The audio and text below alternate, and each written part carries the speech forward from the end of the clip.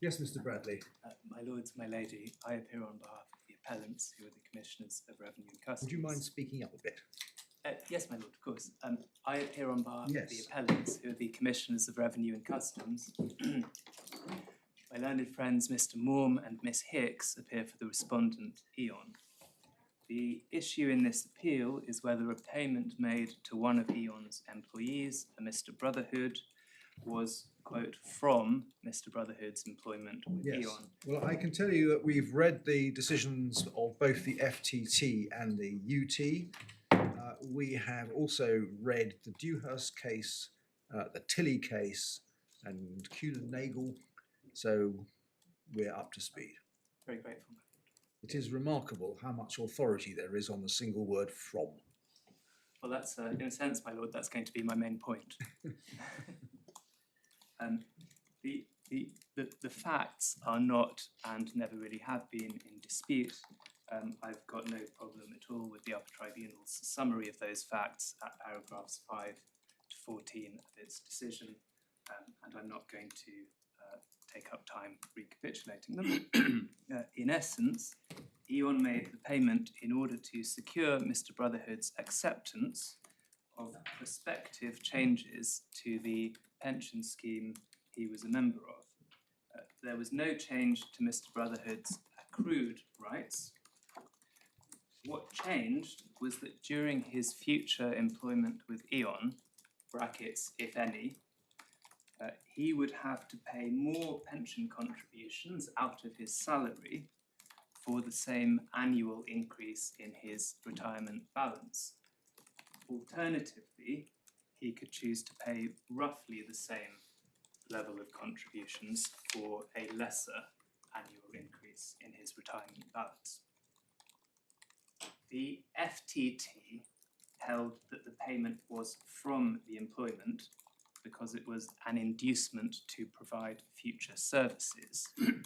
That is, if I can put it crudely, it was a payment to keep the affected employees happy, notwithstanding that working at E.ON was, in this respect, going to become less attractive in the future. Now, the question for this court, as it was for the Upper Tribunal, is, of course, not whether your lordships and your ladyships would have taken the same view, but whether or not there was any error of law in the FTT's decision. And as far as this appeal is concerned, there are two candidate errors of law, and they're both pretty specific. What I mean by that is there is no longer any suggestion that the FTT's conclusion was perverse or not open to it on the evidence or anything of that sort. The first candidate error of law is that purportedly identified by the Upper Tribunal. And what the Upper Tribunal held was that the FTT was bound by the decision of the House of Lords in Tilley and Wales to hold that the payment in this case was not, quote, from the employment. The second candidate error of law is that raised in E.ON's respondent's notice, and that is that the FTT was obliged in determining the question whether the payment was from the employment to have recourse to the so-called replacement principle and, what's more, to apply the replacement principle in the manner contended for by E.ON. As far as errors of law go, I would suggest that those two are the only games in town. And if, as I submit, neither of them actually was an error of law, it follows that the FTT's decision must stand and this appeal should be allowed. These 2 points, replacement principle and Tilley and Wales, are also, in my submission, very closely interconnected. And that is because, in my submission, Tilley and Wales simply is an application on the particular facts of that case of what now might be called the replacement principle. And so the overarching submission I make in relation to the Upper Tribunal's decision is that the Upper Tribunal was right to hold that the FTT wasn't obliged to decide the case by reference to the replacement principle. It then went wrong in thinking that Tilly and Wales somehow took the matter any further. With that by way of introduction, I'm going to make my submissions under the following headings. First, I'll look at the correct approach to the statutory test. Secondly, what is the replacement principle and what is its relevance to this case? Thirdly, what does Tilly and Wales say? Fourthly, I'll take the court through the FTT's decision. Fifthly, I'll make submissions on where the Upper Tribunal went wrong. Sixthly, and finally, I'll deal with this question of the final salary members, because the other point taken in E.ON's Respondent's notice is that there were some employees, about half of the affected class, who received the same payment as Mr. Brotherhood, but who were members of different categories of the pension scheme, and in respect of whom the changes they were agreeing to were different. Although I'll say by way of preview, I don't really have anything to say on that point beyond what I've already said in paragraphs 3 to 5 of my supplementary discussion argument. So on the first point, the correct approach to the test, I'd like to refer to the court to a very well-known passage from the judgment of Lord Reid and Laidler and Perry. That's tab 15 of the authorities.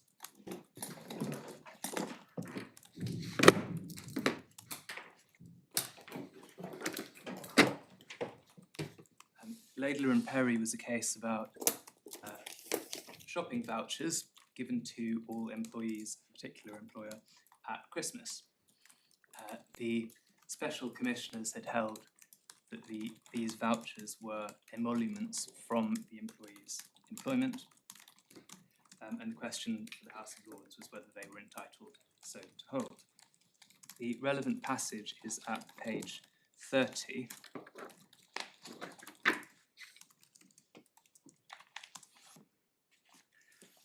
And at page 30, by the letter B, Lord Reid says, "There is a wealth of authority on this matter, and various glosses on or paraphrases of the words in the Act appear in judicial opinions, including speeches in this House. No doubt they were helpful in the circumstances of the cases in which they were used, but in the end we must always return to the words in the statute and answer the question, did this profit arise from the employment? The answer will be no if it arose from something else." And as I'm sure your lordships and your ladyship are aware, this is one of dozens of statements in appellate authorities to the same effect. There are a few points that follow from this that are probably obvious, but I think are worth making anyway. Before we do that, Mr. Bradley, can you tell me what an emolument is? It's not an ordinary English word. No. It may not matter, but just as a matter of interest, what does it mean?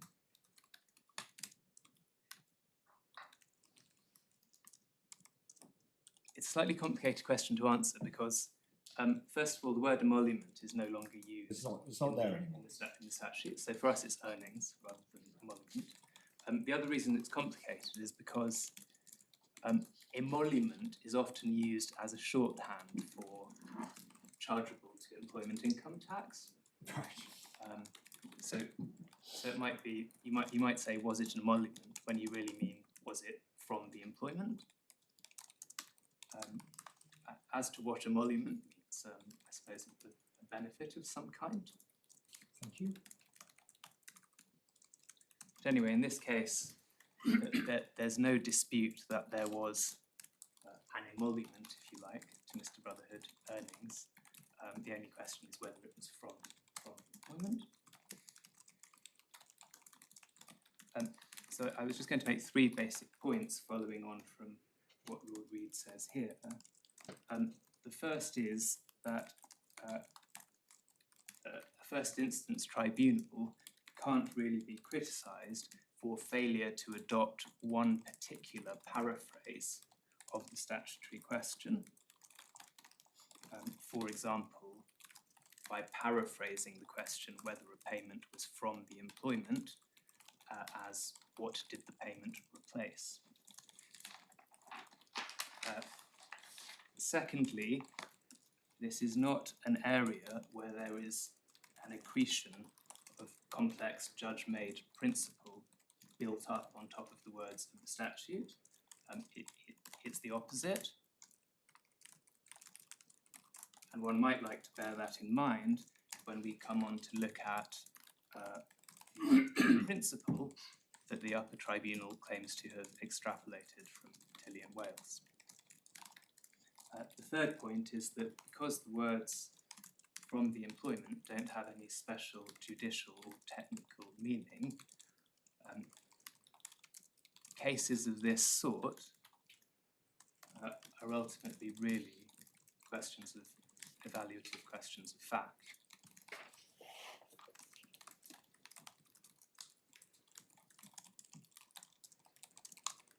Which we can see in Laidler and Perry itself if we skip on to page 32. Page? 32.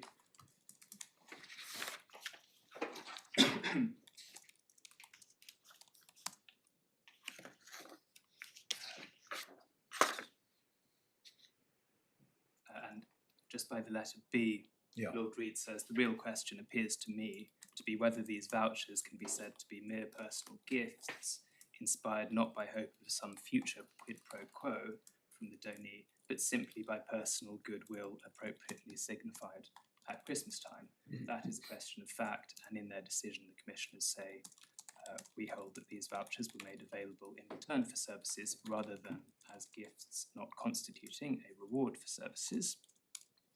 The expressions in return for services and reward for services may not be very aptly chosen, but this finding does appear to me to negative mere personal gift, and it appears to me to be unassailable.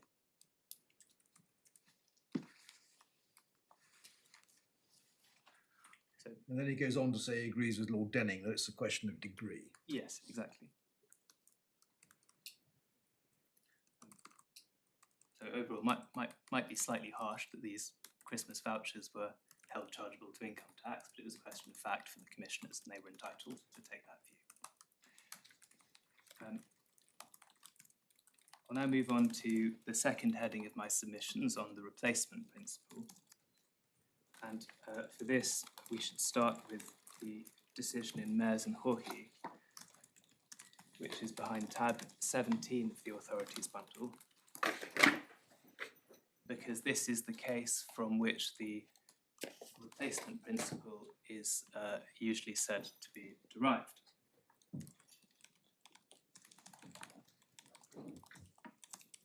This was a case about employees at a state-owned shipbuilding company who were members of a generous non-statutory redundancy scheme.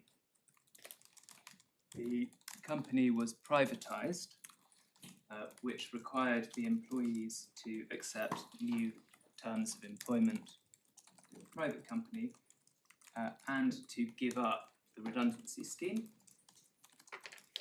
And they were paid a lump sum to compensate them for that. The Special Commissioners and the Northern Ireland Court of Appeal held that the element of the lump sum that was apportionable to the loss of the redundancy scheme was not from the employment.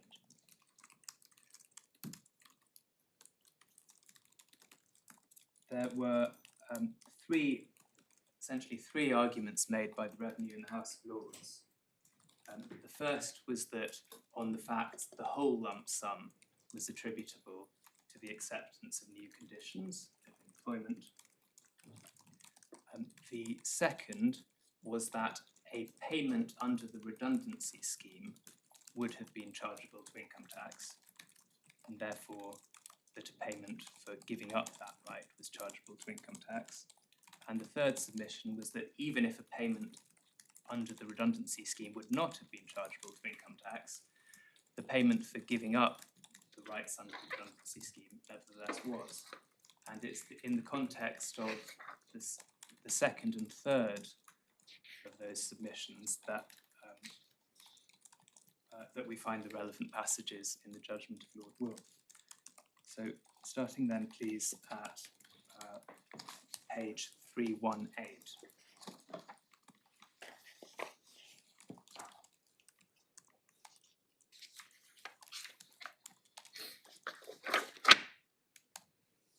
And just under the letter E. The rejection of the revenue's primary contention, i.e. that the whole thing was attributable to new conditions, new terms of employment, makes it possible to focus on what I regard as being the important issue raised by this appeal, that is, whether a cash payment made for giving up non-statutory contingent redundancy rights is received by an employee as an emolument from his employment and chargeable to income tax under Section 19. On this appeal, as the first step in their argument, it was submitted on behalf of the revenue that in law, a payment made to an employee under the enhanced redundancy scheme, unlike a statutory redundancy payment, would have been taxable as an emolument from his employment. And then Lord Wolf goes on to note that that's actually inconsistent with the revenue's practice as to such payments. And that's the context in which the first relevant passage appears. That's over the page at page 319 by the letter C. The sentence beginning with nonetheless. Nonetheless, I am concerned about the revenue adopting this approach, since I do not understand the policy reasons for treating a payment genuinely made in lieu of receiving a redundancy payment in a different way from an actual redundancy payment. It is inevitable that if a payment is made in substitution for a payment which might, subject to a contingency, have been payable, that the nature of the payment which is made in lieu will be affected by the nature of the payment which might otherwise have been made. There will usually be no legitimate reason for treating the two payments in a different way. So the context in which this statement is made is effectively Lord Wolf expressing concern at the inconsistency in the revenue's treatment of these payments in practice. And he goes on to hold that the redundancy payment, if paid, would not have been chargeable to income tax, so it doesn't matter. Then at page 323,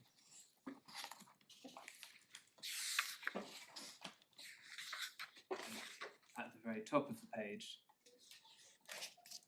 the revenue's next submission is that even though the redundancy payment to which the employees would have been entitled on becoming redundant, if their conditions of employment had not been changed, would not have been an emolument from their employment, the sum paid to buy out this contingent entitlement was such an emolument, and that submission is rejected very shortly. It is impossible to accept this submission, as already indicated, payment made to satisfy a contingent right to a payment derives its character from the nature of the payment which it replaces. A redundancy payment would not be an emolument from the employment, and a lump sum paid in lieu of the right to receive the redundancy payment is also not chargeable as an emolument under Schedule E. That's an example of the use of emolument as a shorthand for.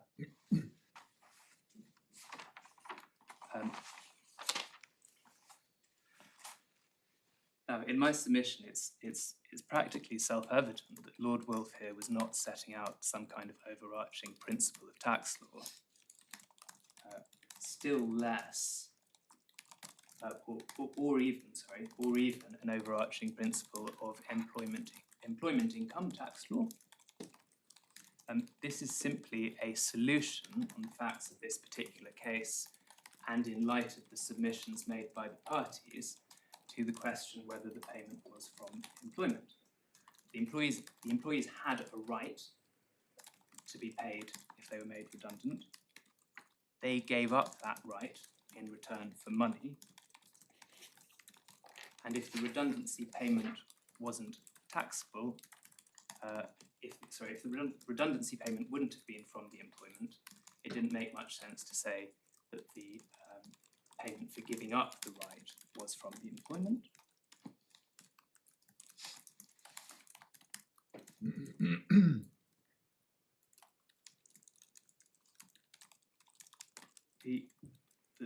The next question I want to address is whether this this principle, such as it is, can be applied to the facts of this case. Now, in my submission, the minimum requirement for applying the replacement principle is some coherent and uncontroversial description of what it is that the payment in question is replacing. So we can then ask, what is being replaced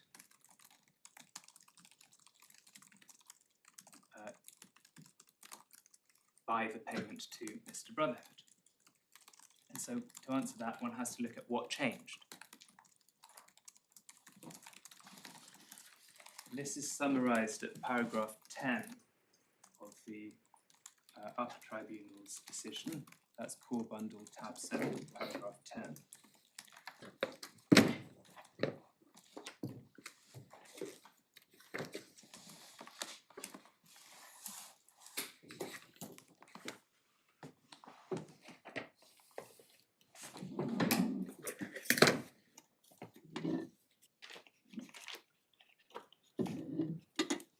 This is the Upper Tribunal quoting from an individualised statement sent to Mr. Brotherhood explaining what the changes were going to be.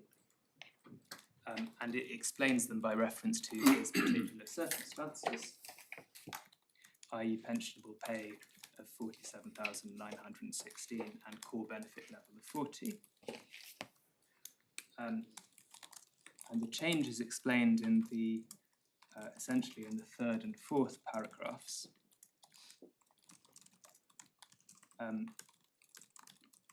Without any change, next year contributions would have been 8.7% of your pensionable pay.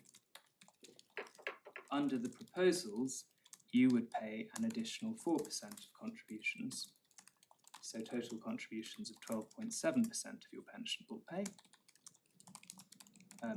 This is an increase of £1,917 per year.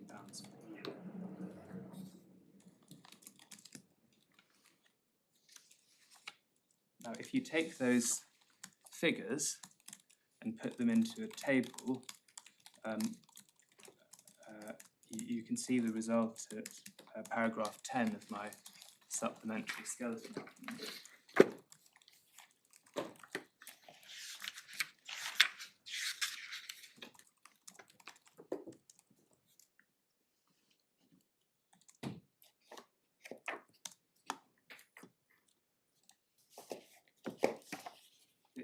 This is just taking the figures from that pension statement.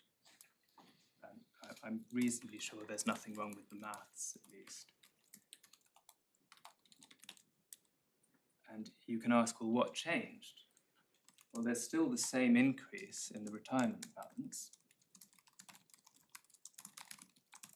but the member contributions have gone up. And because those member contributions come out of gross pay, the taxable earnings have gone down.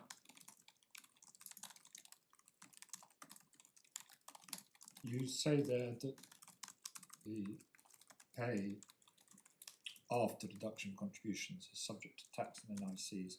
I think the FTT pointed out that contributions to registered pension schemes no longer benefit from exemption from NICs. Yes, that's right.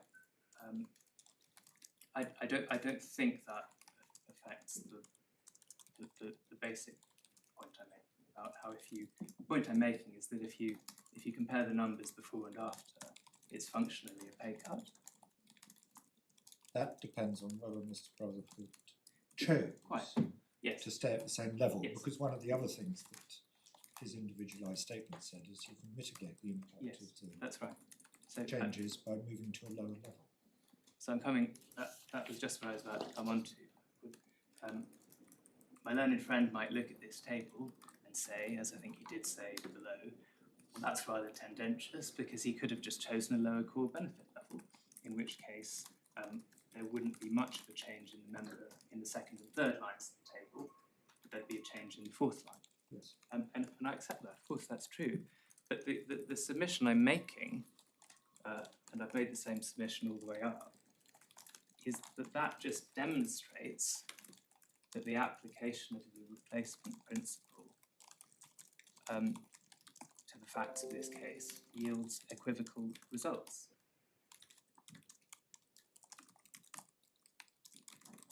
If there isn't some clear way of establishing what the payment replaced,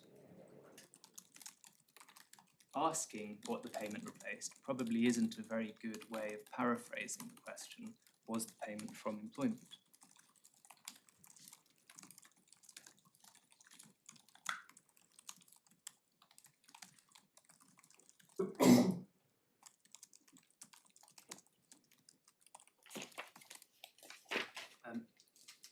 Now, the way my learned friend puts his case in this court at least, is that what is, as I understand it, is that what was replaced was the employer contributions made by E.ON into the pension scheme.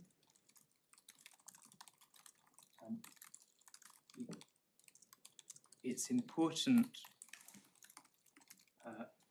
to be clear about what those employer contributions were and how they worked, and this is the purpose of the first tab of the supplementary bundle, which is an extract from Mr. Osborne, the evidence of Mr. Osborne, who's E.ON's head of pensions and gave evidence before the FTT. There's nothing particularly surprising in what he says. He's just explaining how defined benefit pension schemes work. But the point is, there is no Mr. Brotherhood has to pay defined member contributions. There is no specific sum, no fixed sum that E.ON has to pay by way of employer contributions in respect of Mr. Brotherhood. What happens is that every so often the scheme actuary looks at the assets in the whole pension scheme, looks at the expected future liabilities, makes some assumptions about rates of growth, and then works out what the difference is. And every so often, E.ON has to put that difference in. There isn't an individualised pot for Mr. Brotherhood in which he accrues 40% of his annual salary put aside for him. But he has a notional 40%. The addition of inflation, originally RPI, subsequently CPI, produces a defined sum at his retirement. Is that right? I'm not sure there was any evidence on whether his pot was in some way segregated. No, it isn't segregated. It's a notional sum. It's a notional sum, yes. Which is calculated at the date of retirement to produce a pension pot, which you can then use to buy an annuity or whatever. That's correct. And how much the employer has to put in will depend on how much they have put in over the years and what the investment returns have in fact been. Exactly.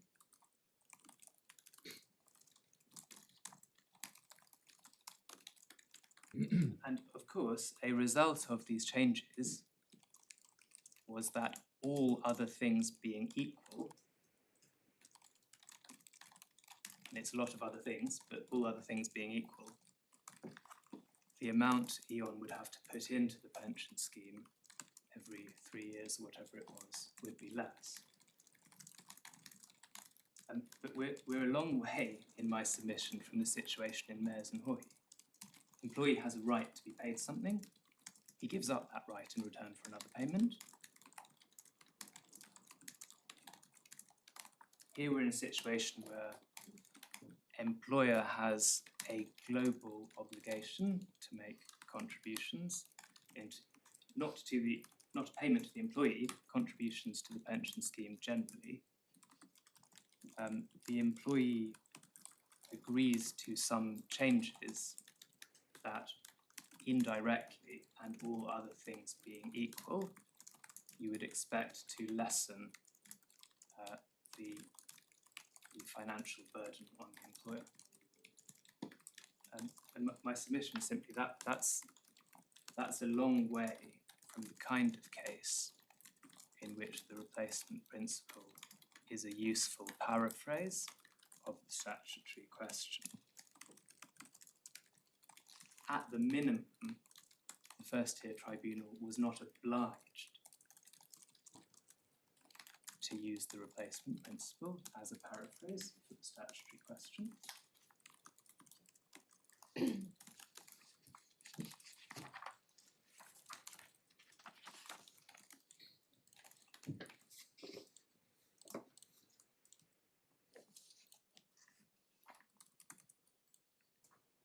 I'll now move on to my third heading, which is what does Tilly and Wales say or not say.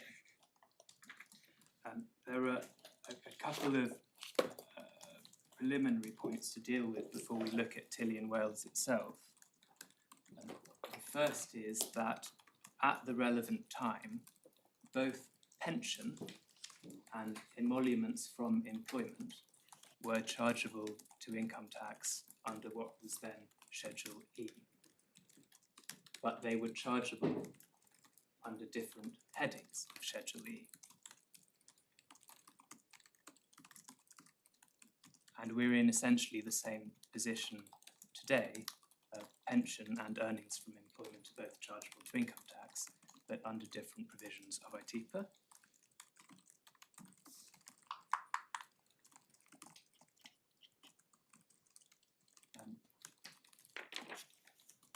That's the first preliminary point, so hold that thought as it were. The second is to look at Hunter and Dewhurst, because a number of the judges in Tilly and Wales thought that the facts of Tilly and Wales were practically indistinguishable from those in Hunter and Dewhurst. So it makes sense to look at Hunter and Dewhurst first, so we know what they're talking about.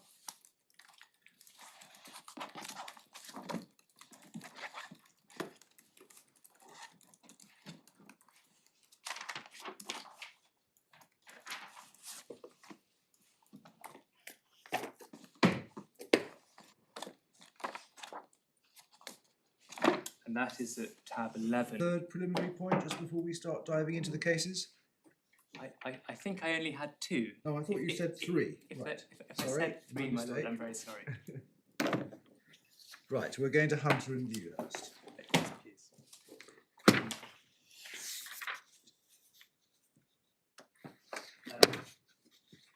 Which is at tab 11 of the authorities bundle. Yes. The facts of Hunter and Dewhurst were that the taxpayer was a director of a company. Under one of the company's articles of association, on the death of a director or his retirement for any cause other than misconduct, bankruptcy, lunacy, or incompetence, he was entitled to be paid a lump sum, which was calculated by reference to his salary for the 5 preceding years.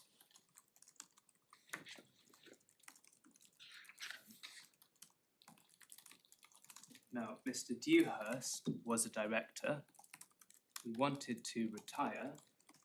The other directors wanted him to stay on in a reduced capacity at a reduced salary. The problem with his accepting a reduced salary was that when the time came for him to retire, the lump sum payable under the articles would be less because it would be calculated by reference to his salary over the preceding years, which would now be much lower. And so in order to, what was done was that he was paid a lump sum to buy him out of his right under the articles.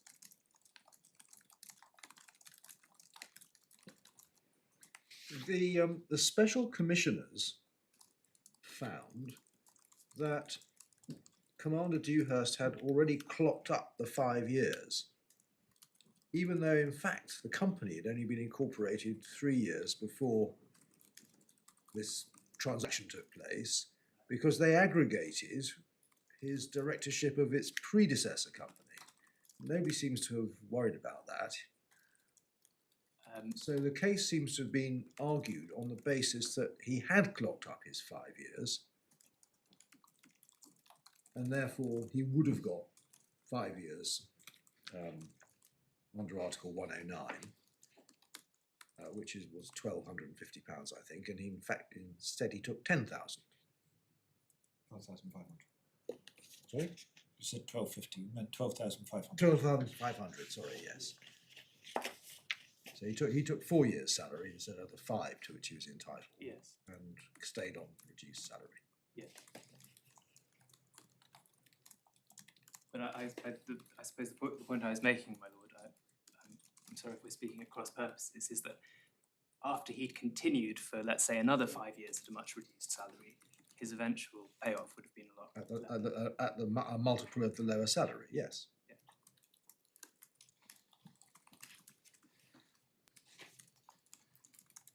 Anyway, it was held by a 3-2 majority in the House of Lords that this lump sum wasn't from the employment.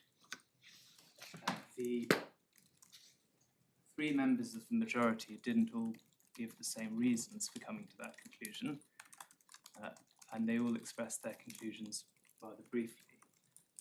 The salience of Hunter and Dewhurst is really not so much in the details of the reasoning, but rather that in Tilly and Wales, several of the judges said that, well, this case appears to be pretty similar to Hunter and Dewhurst, and in Hunter and Dewhurst it was held that it wasn't from the employment. But we can just look briefly at what was said, starting with Lord Warrington, page 643.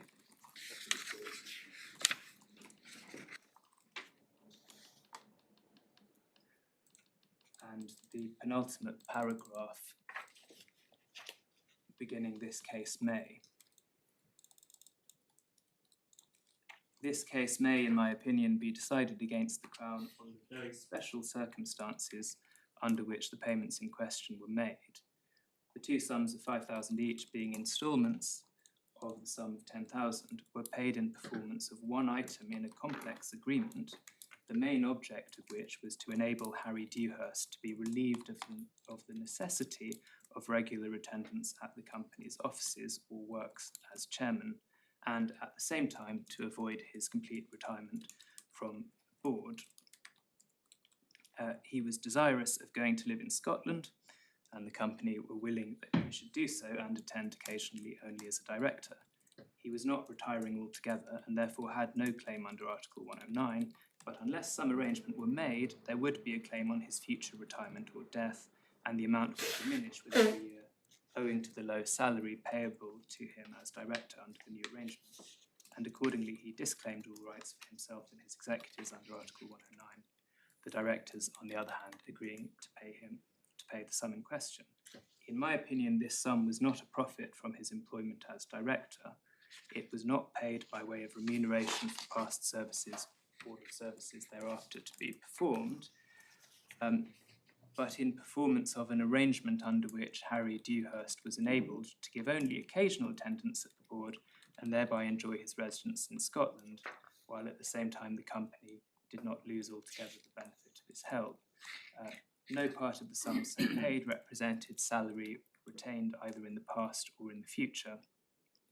On the whole, I think, in the special circumstances of this case, the sum of £10,000 cannot, according to the true construction of the statute, be held liable to income tax as profits arising from the employment.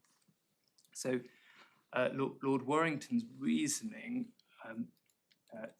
seems to be that this is a special case where the taxpayer is being paid this sum as part of an arrangement, the object of which is that he should work less.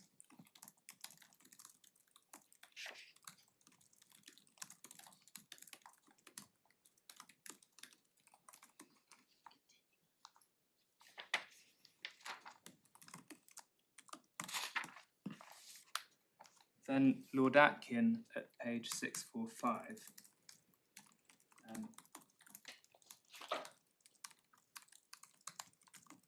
about 3/4 of the way down the first paragraph on that page, there's a sentence beginning, "It seems to me that a sum of money."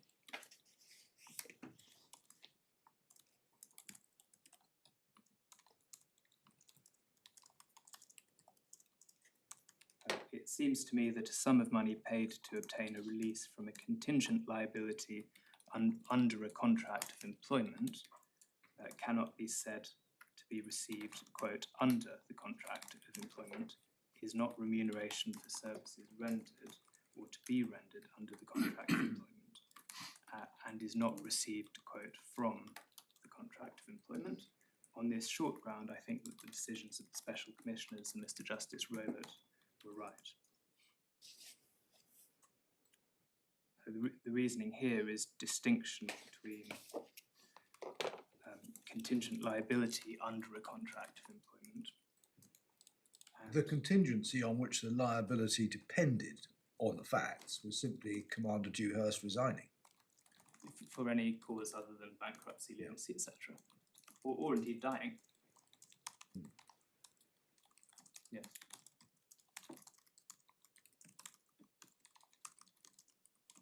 Sorry, you said that the reasoning was that there was a distinction between a contingent liability. Yes, sum paid to obtain a release from a contingent liability under an employment contract, and a sum paid as remuneration for services under the employment contract. So I don't understand that. If under a contract of employment, a payment is likely to become due, but is technically contingent, and the employer says, well, instead of that likely payment, I'm going to give you an actual payment, I would have thought that it was exactly the same as if the contingent liability had accrued, which under the decision of the Court of Appeal in relation to the other two directors would have been taxable. Yes. So I don't understand, with all respect to him, Lord Atkins' reason. Yes, it's a difficult case. I mean, I suppose one of the questions is, did Lord Atkin mean any kind of contingent liability under an employment contract, or simply the particular kind of contingent liability in the particular brackets unusual circumstances of the case? I mean, suppose, for example, that you have a salesperson who, under their contract of employment, is entitled to a bonus if they make a certain volume of sales in a year. And suppose that when, let's say, halfway to the target, the employer says that we're going to buy you out of that contingent buying for a payment of 50% of what you would have got otherwise. It seems to me very hard to imagine a court holding that escape employment income tax. So the point, I'm not relying on the reasoning of Lord Atkin here. In fact, I'm not even suggesting that the reasoning in Hunter and Dewhurst particularly helps with resolving this case one way or the other. This is just background because Hunter and Dewhurst is referred to in Tilly and Wales. So I'm just trying to show the court what was actually said in Hunter and Dewhurst. It seems what Lord Atkin said seems to be contrary to the so-called replacement principle. Yes. Yes, it is.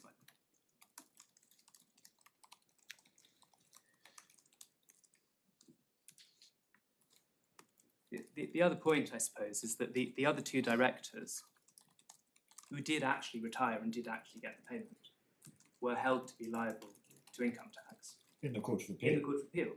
They didn't appeal. They didn't appeal. Lord Warrington says, I don't want to say anything about that. Yes, no. Nobody in the House of Lords expressed a view as to whether the Court of Appeal was right or not. So that's just another thing that makes the decision slightly harder to understand.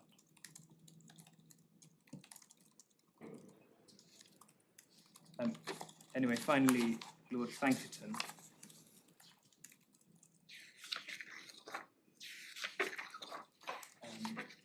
At page 650.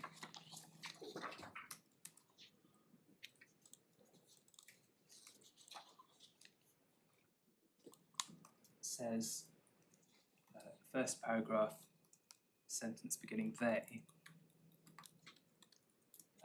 they were payments for release from the obligations of Article 109, and they did not arise from the contracted service.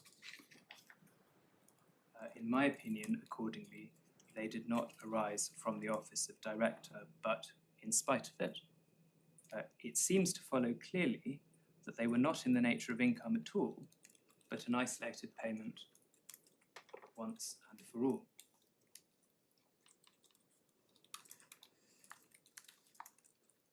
So Lord Thankerton's reasoning seems to be that this payment is capital rather than income on general principles.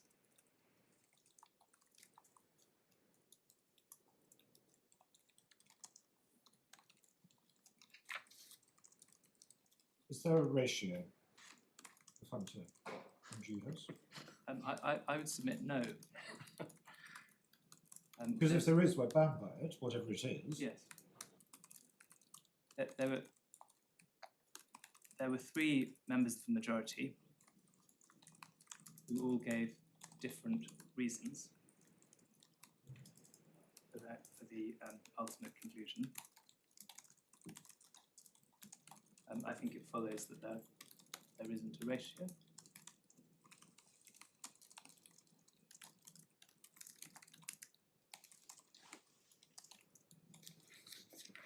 Thank you.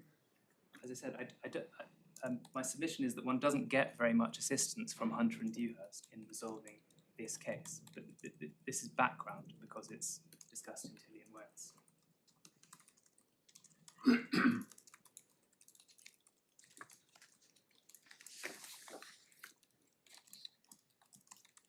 So moving on now to Tilly and Wales itself, I attempted to summarise the facts of that case in paragraph 25 of my skeleton argument. In 1921, Mr. Tilly entered into an agreement with the company under which he divulged a secret process in exchange for a royalty. In 1937, by which time he was managing director of the company with a salary of £2,000 per annum, Mr. Tilly and the company entered into an agreement cancelling the earlier royalty agreement in consideration of his salary being raised to £6,000 per annum and his becoming entitled, on his ceasing from any cause whatsoever, to be managing director of the company, to be paid or to have paid to his personal representatives a pension of £4,000 per annum for 10 years.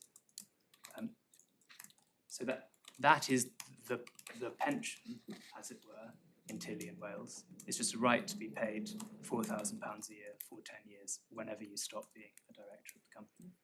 And even if you die during the 10 years, Even if it still carries on that's payment. right. Yes. It's a very odd sort of pension. Yes. And what we can also see that the right that Mr. Tilly had was fairly similar to the right that Commander Dewhurst had in Hunter and Dewhurst. The only difference is that Tilly was to get a series of periodical payments instead of a lump sum. And also, I suppose, that Tilly would have been entitled to the payments even if he'd ceased to be director as a result of bankruptcy, lunacy, incompetence, etc.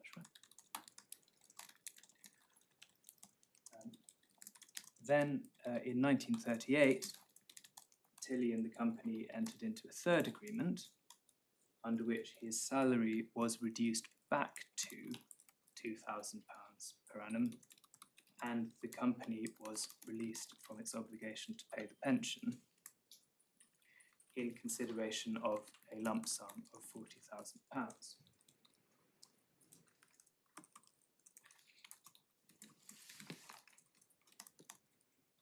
And there were three issues in the case.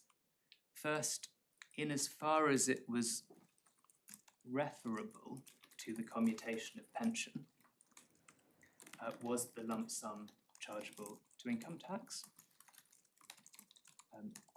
Secondly, in as far as it was referable to the reduction in salary, was the lump sum chargeable to income tax? And thirdly, could the lump sum be apportioned at all? Could it properly be apportioned?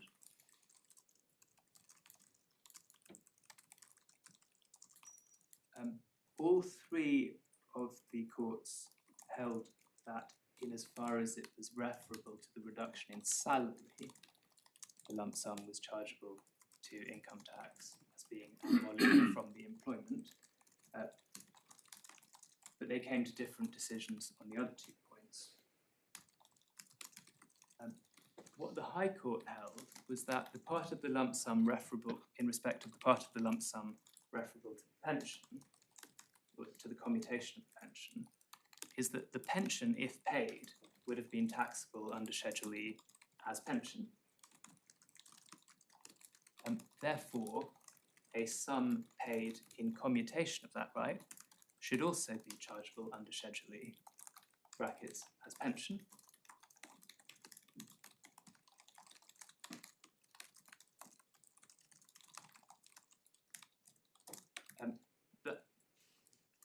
That analysis was abandoned by the Revenue and the Court of Appeal and House of Lords, and it was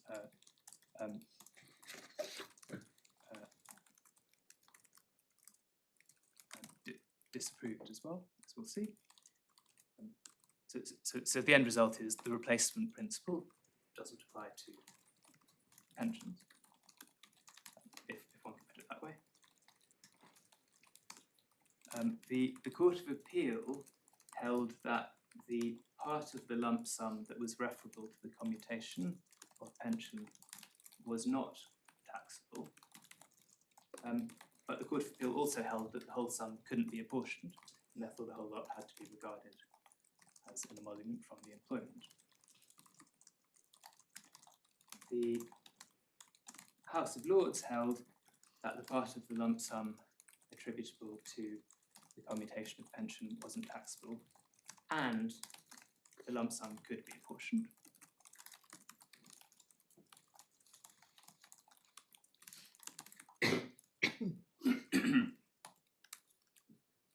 Now, of course, of those 3 issues, for our purposes, we're only really interested in the first one.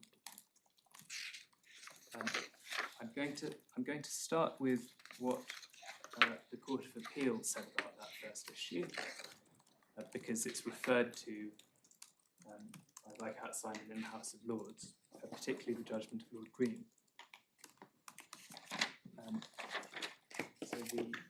This is tab 14 of the authorities bundle. This is the tax cases report. We can see what Lord Green says at page 142.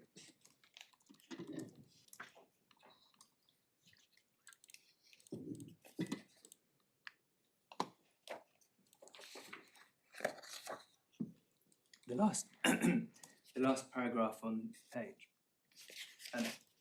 The real difficulty in the case arises by the introduction into the agreement of the provisions relating to the pension.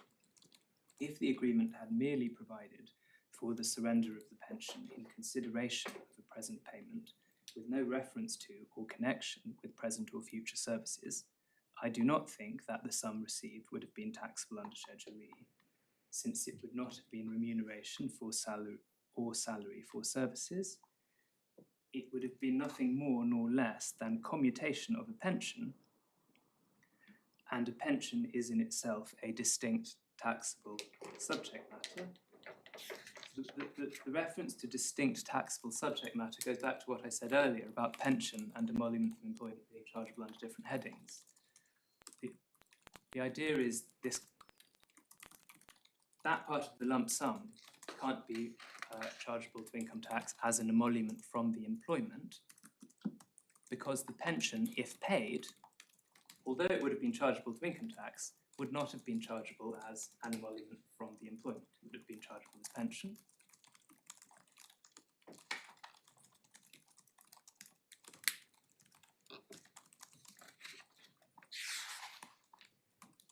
just for completeness, on page 143 at the bottom,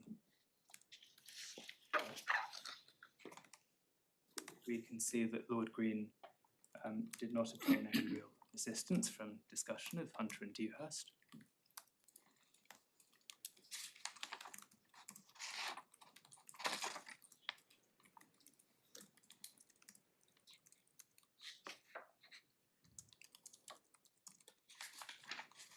Then Lord Justice McKinnon, page 145,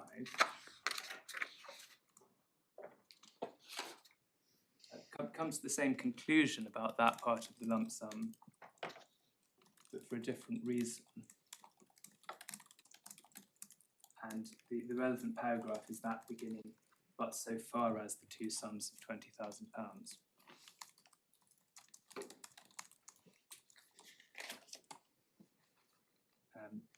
And what his lordship says there, effectively, I can't see any real difference between this case and Hunter and Dewhurst. Therefore, it must follow that this part of the lump sum is not taxable. I'm sorry, where are you? My lord, I'm at the Third paragraph on page 145. I think it's the fourth. But so far as the two sums. So far as the two sums. Thank you.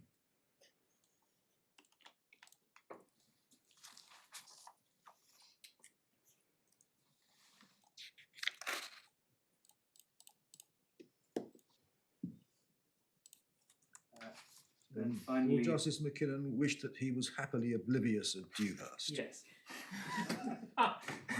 He said he found it embarrassing. Did he dissent in the result? He did dissent in the result because he thought, having been embarrassed by Hunter and Dewhurst, he then thought that you could apportion the lump sum.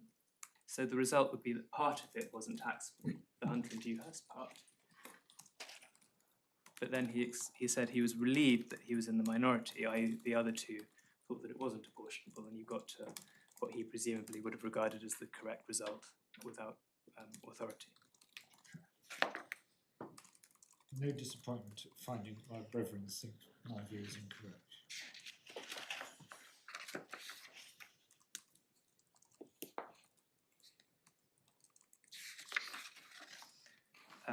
Then finally, Lord Justice Goddard, page 146. And it's the first paragraph of the judgment. The sentence beginning, if.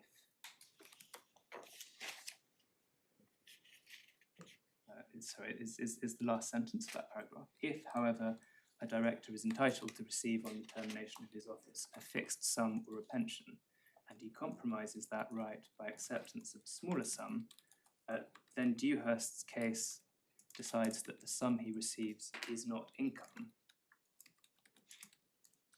nor, according to the view expressed by Lord Atkin in that case, is it to be regarded as received under or from the contract of employment.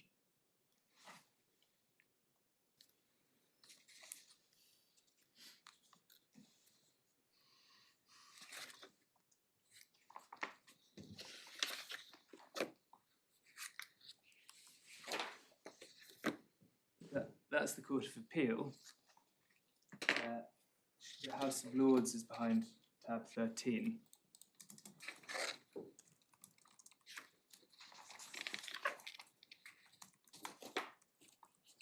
The leading judgment was given by Viscount Simon and the relevant Well, parties. this is Mr. Tilley's appeal. It's Mr. Tilley's appeal because the Court of Appeal Yeah. held that it wasn't apportionable. And the first submission made on his behalf is that in cases such as this, it's almost impossible to find a general principle. Yes. Well, of course, I respectfully agree with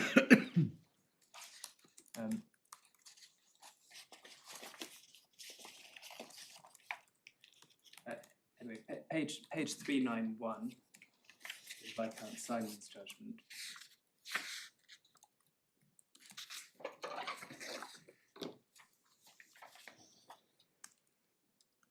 Second paragraph, if it is legitimate to separate out the consideration in this way, i.e. if you can do an apportionment.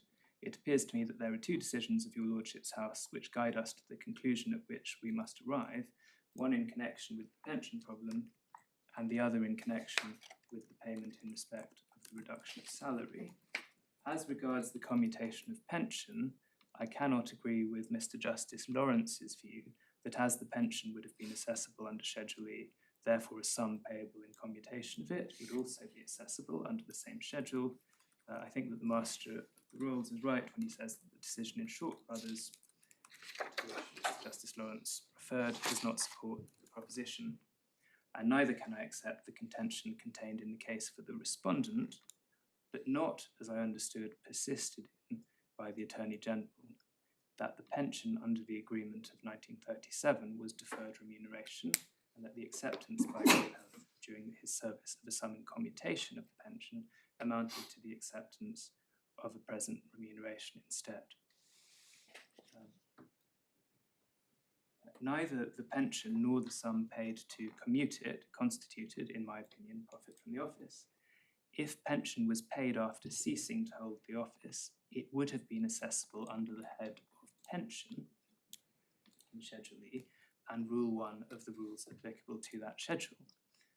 I agree with the unanimous view of the members of the Court of Appeal that a pension is in itself a taxable subject matter distinct from the profit of an office, and if an individual agrees to exchange his right to a pension for a lump sum, that sum is not taxable under Schedule E.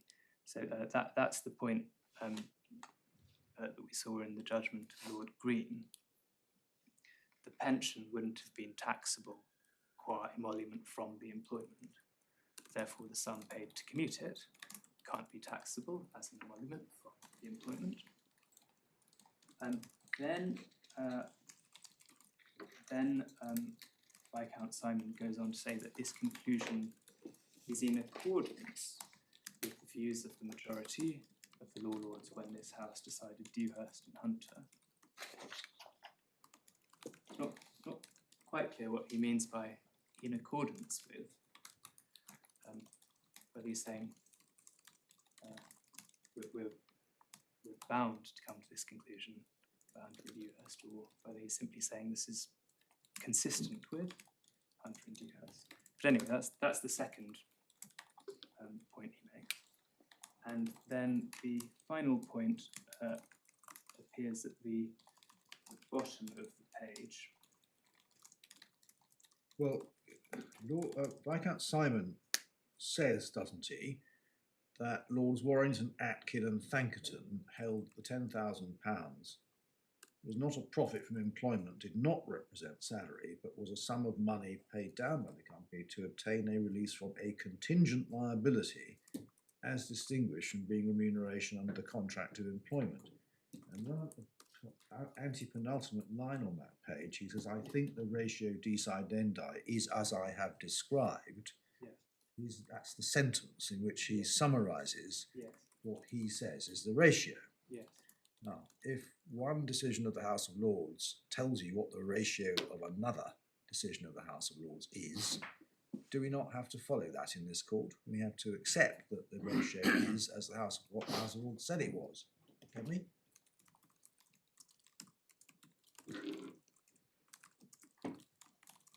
I think that's probably right.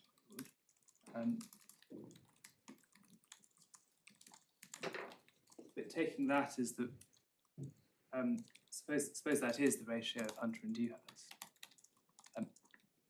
My submission is it doesn't take us very much further. Well, but that's a different point. But in answer to my Lord Justice Nugee, you said there wasn't a ratio of Hunter. Yes. But here in Tilly, the House of Lords says, yes, there was. Or at least Viscount Simon does. And he's in the majority because at least two of the other lordships have Yes, yes. expressly agreed with him. Yes, yes, I accept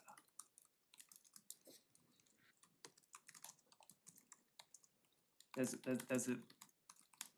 There's a declared ratio of it, if you like. It's been, quote, explained. Yes. So Hunter and Dewhurst was the second point here. And then the third point is the very last sentence. Moreover, apart from previous authority, I should myself take the view that a lump sum paid to commute a pension is in the nature of a capital payment, which is substituted for a series of recurrent and periodic sums which partake of the nature of income. So there are three, in my submission, three different reasons given for why that part of the lump sum was not chargeable to income tax. The first is that it's not from the employment because the pension itself, although taxable, wouldn't have been from the employment. The second is that the conclusion is in accordance with Hunter and Dewhurst. And third is that, well, it's just capital anyway because it's a lump sum paid in exchange for a recurrent series of payments.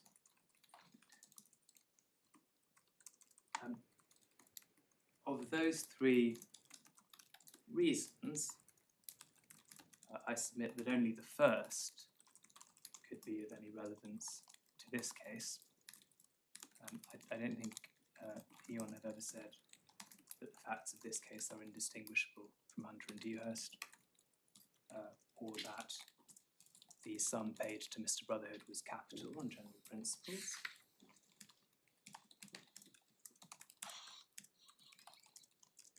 So what is the first reason? Well, in my submission, it's simply the same thing that now might be called the replacement principle. Tilly had a right to be paid something in the future, gave up that right in exchange for a payment now. The thing he would have been paid, had the right fructified, would not have been from the employment. Therefore, the payment in commutation of that right was not from the employment.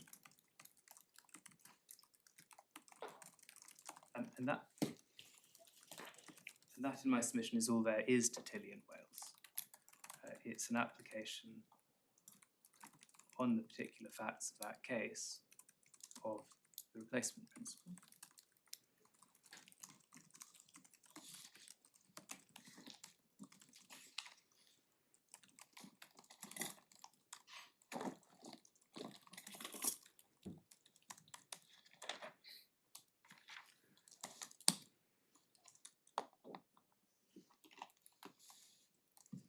Just on Tilly and Wales, my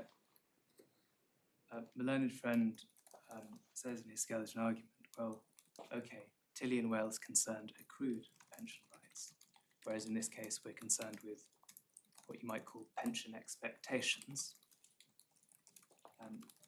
Why should there be any analytical difference between them? And one's tempted to reply that the analysis is different because the facts are different. But trying to put it a bit more precisely than that, I think there are two points to make. The first is it makes a difference that Tilly was about accrued pension rights because the application of the replacement principle is much more clear and coherent. Tilly had a right to something. He was paid to give up that right. It's obvious what the payment replaces. Can't say anything like that in this case.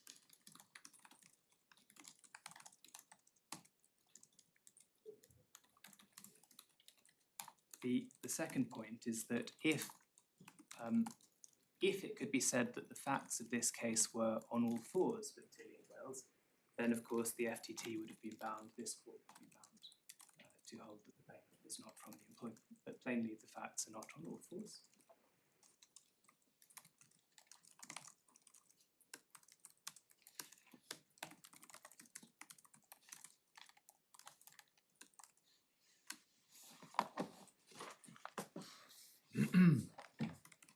The next heading was just to look at the FTT's decision. I'm not going to spend very long on this because the FTT's decision is essentially taken up with discussion of the same points of law we're arguing about today.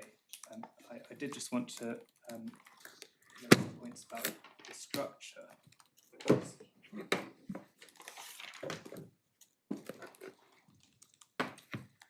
it's at tab 12.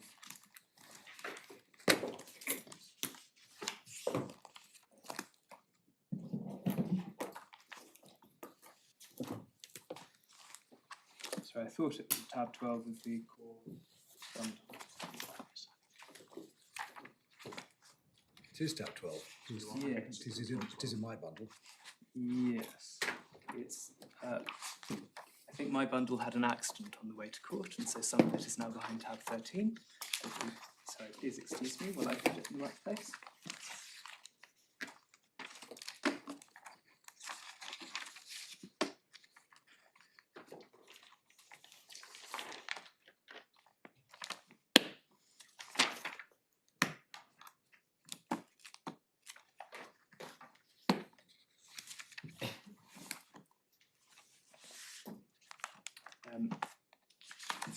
So we can see that a summary of what the FTT is going to decide and of the submissions at paragraphs 9 to 11, page 106 of the core bundle.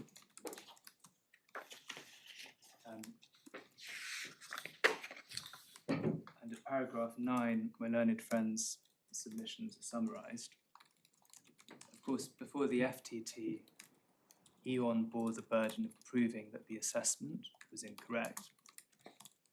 So that's the context in which these submissions are made. Submission 1 is Tilly and Wales, submission 2 is replacement principle, and then submission 3 is that the payment was not from the employment. And then you see my submissions on each of those points below, and then the FTT at paragraph 11 says I agreed with those submissions, i.e. my ones. The point I was just going to make is that this order of doing things produces, on the face of it, a slightly strange structure to the decision, because the question whether the payment was, quote, from the employment appears as sort of sub-issue 3, if you like, when really it's just the whole issue. Yeah. But I think the way to understand it is that my learned friend's submissions 1, 2, and 3 are just 3 different reasons why it couldn't be from the employment.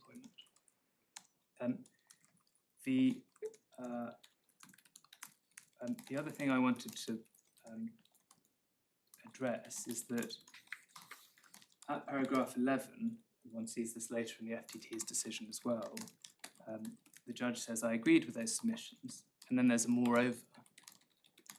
And the FTT then makes this point about it was part of a package deal.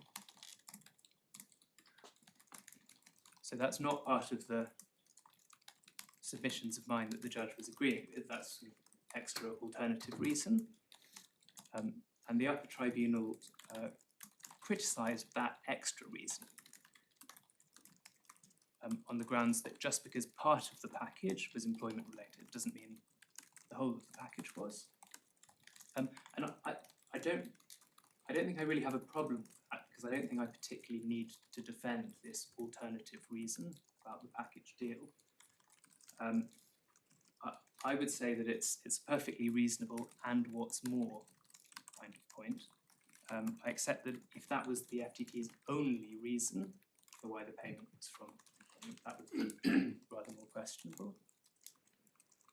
But it's enough for me that the FTT found that it was from the employment because it was in exchange for a change in the future conditions of employment. So when the FTT says at the end of paragraph 11 rather, that it's not a realistic view of the facts to separate the facilitation payment from the rest of the package, the point is it that it may not be a realistic view of the facts, but it's permissible in law?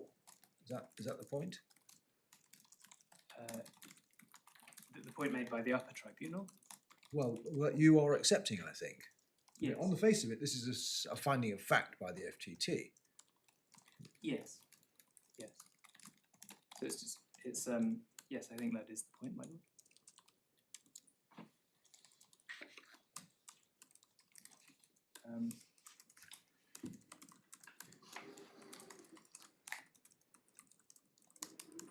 Do you accept that although it was presented to each employee, including Mr. Brotherhood, as a single package, if you didn't accept the change to the pension rights, we wouldn't get the pay rise and so on and so forth? It's also the case that you conceive from the way in which the offers were structured to the workforce as a whole, that it was only the members of the DB scheme that got the facilitation payment, and members of the DC scheme didn't. And therefore, it is not unrealistic to characterise the facilitation payment as specifically in lieu of, or in compensation for, or as a result, or whatever you want to say, the adverse change to the DB pension rights. Yes, I accept that.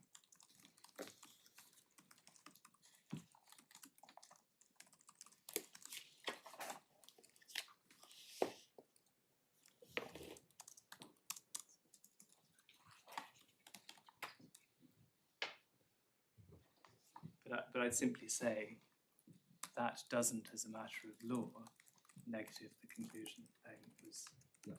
from the employment. Just put another way, are you saying that you read the FTT, I think you are saying you read the FTT decision as not infected by any error in relation to the package for you? Can you expand on that a little bit?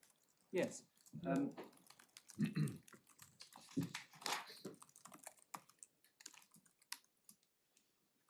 I suppose it just follows from it follows from what the FTT says. I mean, we can see it in paragraphs 10 and 11, and we can also see it in paragraphs 130 and following. But just looking at paragraphs 10 and 11, on behalf of HMRC, Mr. Bradley made the following submissions. Number 3, the facilitation payment was from the employment because, etc., etc. I agreed with those submissions. So pausing there, the FTT agrees with the submission that the facilitation payment is from the employment because, etc., etc. And then she says, moreover, so Yeah, it's, so- so it's so you- another reason. So you're simply saying that if you carved that additional reason out, you'd still reach the same conclusion. That's my submission, my lady. Yes. Thank you.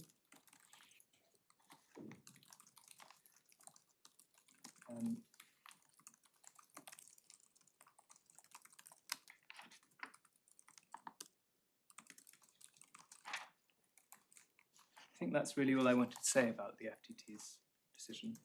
I'll now move on to a 5th heading, which is where the Upper Tribunal went wrong. That's tab 7 of the core bundle. We can start, please, at paragraph 18. Strictly speaking, the only question for us is whether the FTT went wrong. Yes, yes.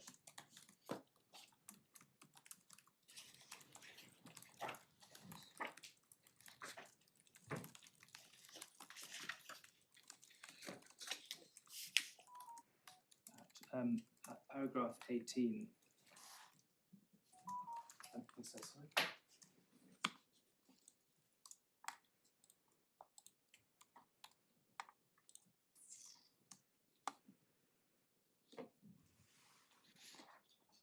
Switched off now, is it? It is. I'm very sorry about that. At paragraph 18 of the Upper Tribunal's decision, Yeah. We see the Upper Tribunal simply sets out the grounds, and with the addition of what's now ground 1, which is the point about the final salary members, that's the subject of the respondent's notice now, you see it's the same three points in essentially the same order. And again, you have one of the grounds, the last one, being described as whether the payment was from employment. Although strictly speaking, that's just that's the only issue. And in reality, as we'll see, ground 4 really just covered a miscellany of different reasons advanced by E.ON as to why the FTT couldn't have held that the payment was from employment.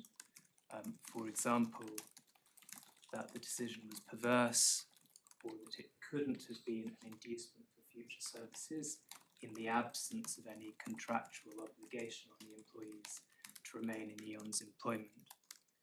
There's a variety of points like that, all of which were rejected by the Upper Tribunal. And so, although the Upper Tribunal goes on to say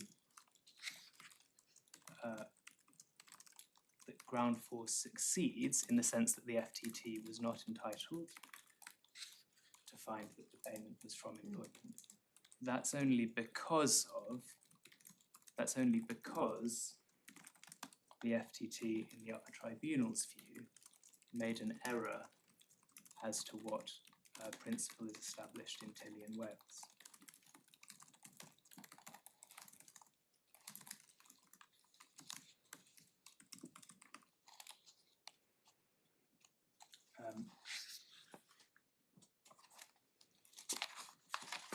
The Upper Tribunal deals with the replacement principle starting from paragraph 25, then paragraphs 36 and 37, page 70 of the core bundle.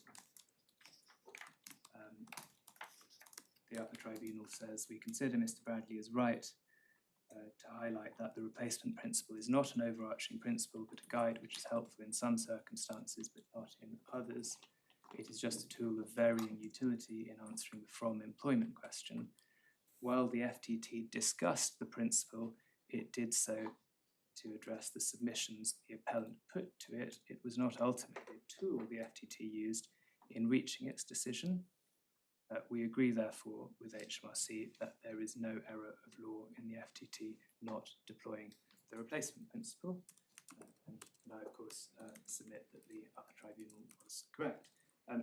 The Upper Tribunal then goes on to consider the de bene esse, whether the FTT was entitled to say that if it had to use the replacement principle, the better view was that the payment replaced earnings. Under paragraphs 43 to 46, the Upper Tribunal concludes that the FTT was, on the facts, so entitled. So the Upper Tribunal says, FTT not bound to deploy replacement principle at all.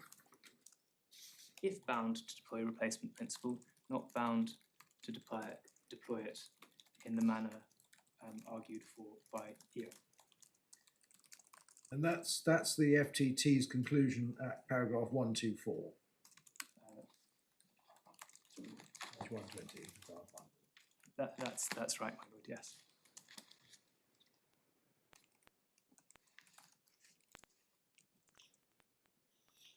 If you've got these various so-called principles to apply in helping you solve the question, is this from employment? An untutored person like myself might think they all should point in the same direction.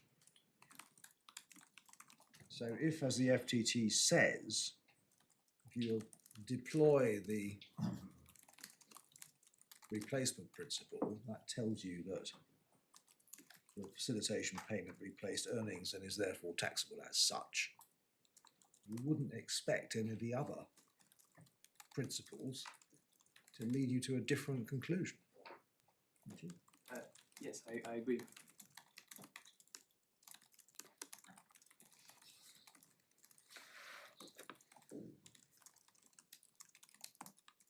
Of course, we adopt everything the Upper Tribunal said about the replacement principle. Then going on to Tilly and Wales, from paragraph 47 onwards, the Upper Tribunal simply summarises what was said in Tilly and Wales. And then on page 74 of the core bundle, under the heading discussion, we see paragraph 59, which on its face seems to be the Upper Tribunal explaining what it thinks the reasoning in Tilly is. Sorry, where are you? Paragraph 59, my lord. 59, I'm so sorry, I misheard you. Yes. And the Upper Tribunal says, in our view, the reasoning in Tilly and its endorsement of Dewhurst is that where the liability in respect of which the sum is paid is not from employment, in that case because it was from a pension, the sum paid in respect of release is equally not from employment. This reflects two consistent motifs that recur in the authorities. One, the significance of an employment source. If the payment is from something else, it is not from employment. Two, the replacement principle. If the thing the sum is replacing is not from employment, then the sum replacing that will also not be from employment. Now, the very strange thing about the Upper Tribunal's decision is that I agree with all of that.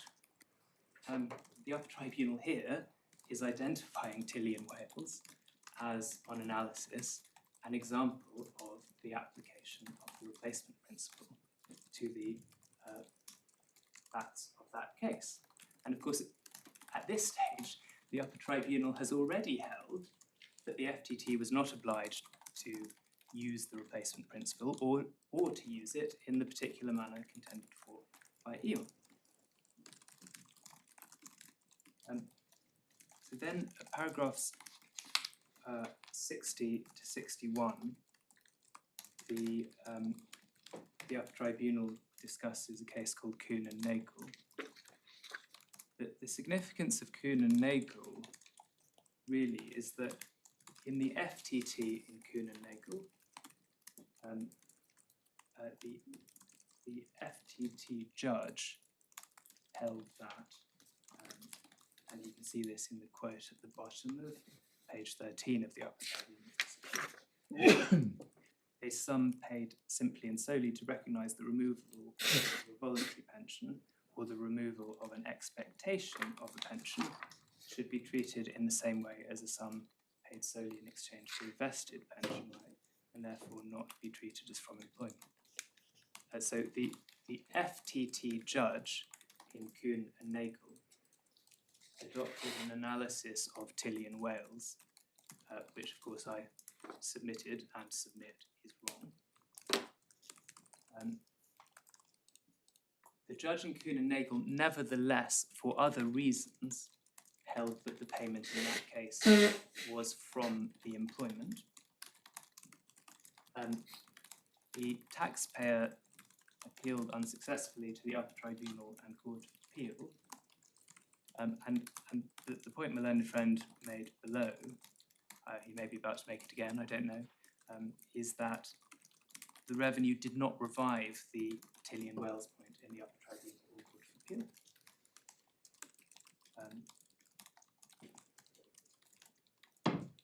To which I say, and the Upper Tribunal in these paragraphs said, so what? The point simply wasn't argued in the Upper Tribunal or Court of Appeal. You don't particularly get anything from that. So that is the significance of those two paragraphs of the Upper Tribunal's decision. And then at paragraph 62, this is where, in my respectful submission, the reasoning starts to get slightly weird.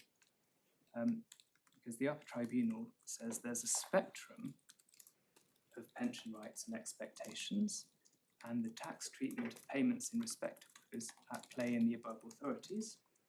At one end are accrued pension obligations, which result in a current right to a specified sum. At the other are expectations of rights one might hope to get in the future. in the middle are all sorts of pension-related rights, which, while they do not result in payment of pension, concern how a pension will accrue in the future. And then the Upper Tribunal goes on to say that the facts of this case are in the middle of this spectrum, which it's just identified. The Upper Tribunal says HMRC's stance in relation to the facilitation payment is at the accrued obligation end. I thought that was the precise opposite of what HMRC were arguing, saying it wasn't an accrued obligation. Yes. My lord, I don't understand that sentence. I don't really understand the paragraph, to be frank, but I certainly don't understand that sentence. Anyway, the Upper Tribunal appears to be saying that there's some kind of spectrum. The facts of this case are somewhere in the middle of this spectrum. Because they were, in substance, rights to do with how Mr. Brotherhood's pension would accrue in the future. And I think the reader is entitled to ask, well, where did this spectrum come from? Why are you suddenly talking about a spectrum? The answer seems to be, we think the principle established by Tilly certainly extends to payments in respect of existing obligations of these sort. So then one asks, well, what is the principle established by Tilly? Because a few paragraphs ago, you identified it as an example of the application of the replacement principle. And the answer comes at the end of paragraph 62. That's over the page on page 76 of the core bundle. We see no difference in principle between the characterization of sums paid in respect of loss of accrued pension rights on the one hand, and sums paid in respect of a diminution in the practical value of expected future benefits on the other. In both cases, the sum is from something else and not from employment.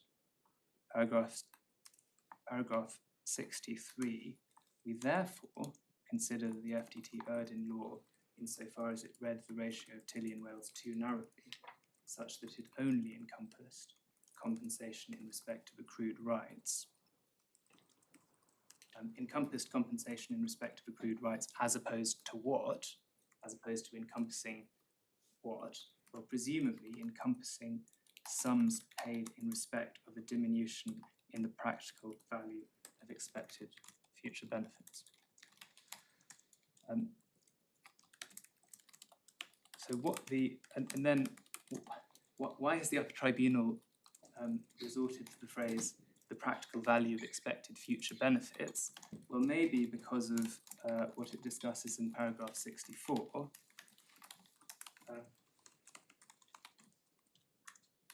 which is my submission that even if somehow the ratio of Tilly extended to loss of, quote, pension expectations, Mr. Brotherhood still didn't suffer any loss of pension expectations because his retirement balance could continue to build up in the same way as before.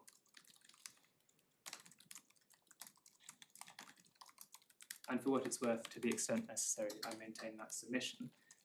But the point here is the Upper Tribunal then goes on to say, well, that doesn't accurately reflect the changes because his right to accrue a given level of pension benefit and top-up benefits, if so elected, at a given cost were changed. He had to pay more to get the same benefits as before, or if he did not want to pay more by dropping down to the 20% level, he would receive lower pension benefits. So that's why I think the Upper Tribunal has identified, has used the expression diminution in the practical value of expected future benefits rather than saying diminution in pension expectations. But But the end result is that the Upper Tribunal has purported to identify some kind of principle of law that a sum which can be described as paid in respect of a diminution in the practical value of expected future benefits cannot be from the employment. And that in my respectful submission is barely a coherent principle to start with. But it has no but also it has no basis whatsoever in authority.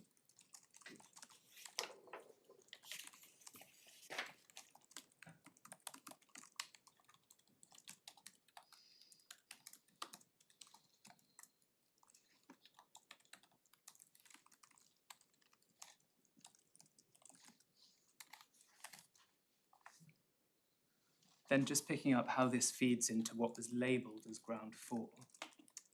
Paragraph 96, page 85 of the core bundle.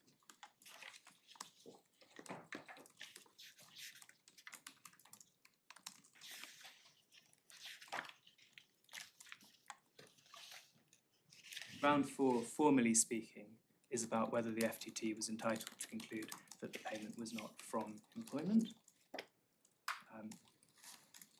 And the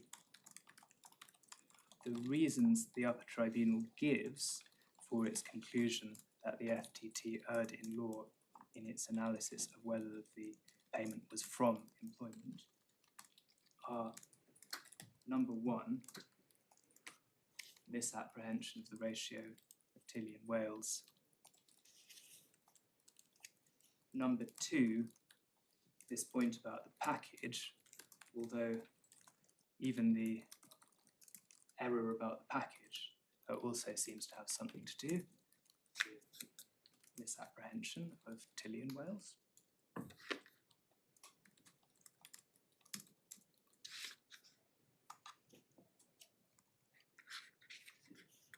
Then at paragraph 97,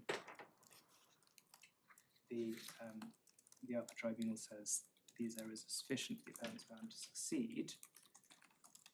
And it then goes on to deal with the other 3 points Mr. Moore made under ground 4, i.e. the other 3 distinct points under the general heading of not from the employment. And at paragraphs 98 to 100, the Upper Tribunal rejects each of those 3 points, none of which are revived in this appeal.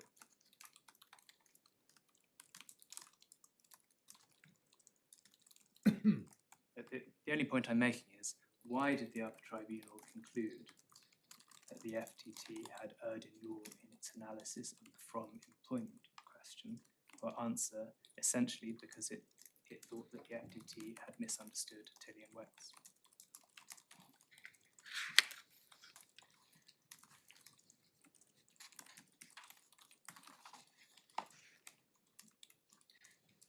So, as my lord has already said, the real question for us is whether the FTT made a legal error. And the FTT's discussion of Tilly, I think, is at 106 and 107 of the FTT decision. Yes. What the FTT judge says is the facilitation payments were not given to compensate employees for loss of any party entitlements they had already built up. And she disagrees with Judge Hellier that the removal of an expectation of pension is part of the ratio of Tilly. And that seems, doesn't it, to be the reason? Yes, my lord, I agree.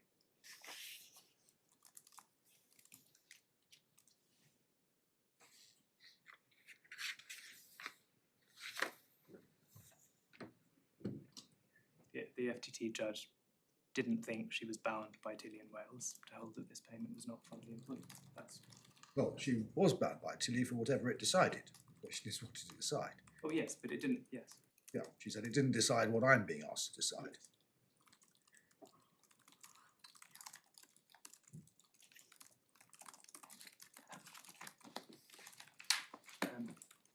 Well, while we're on the FTT's decision, I think I can conveniently move on to my last heading, which is about the final salary members.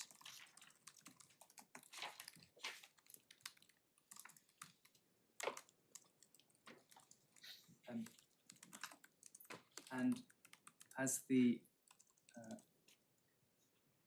relevant paragraphs of the FTT's decision are paragraphs 7 and 8, page 105 of the core bundle. Paragraph 7. 7, my lord, yes, 7 and 8. I'm afraid the page numbers in your bundle are quite different to mine. I'm not quite sure why, but that's why I'm having a bit of trouble keeping up sometimes. I'm very sorry about that, my lord. I don't know why that Anyway, is. yes. Paragraph 7 and 8.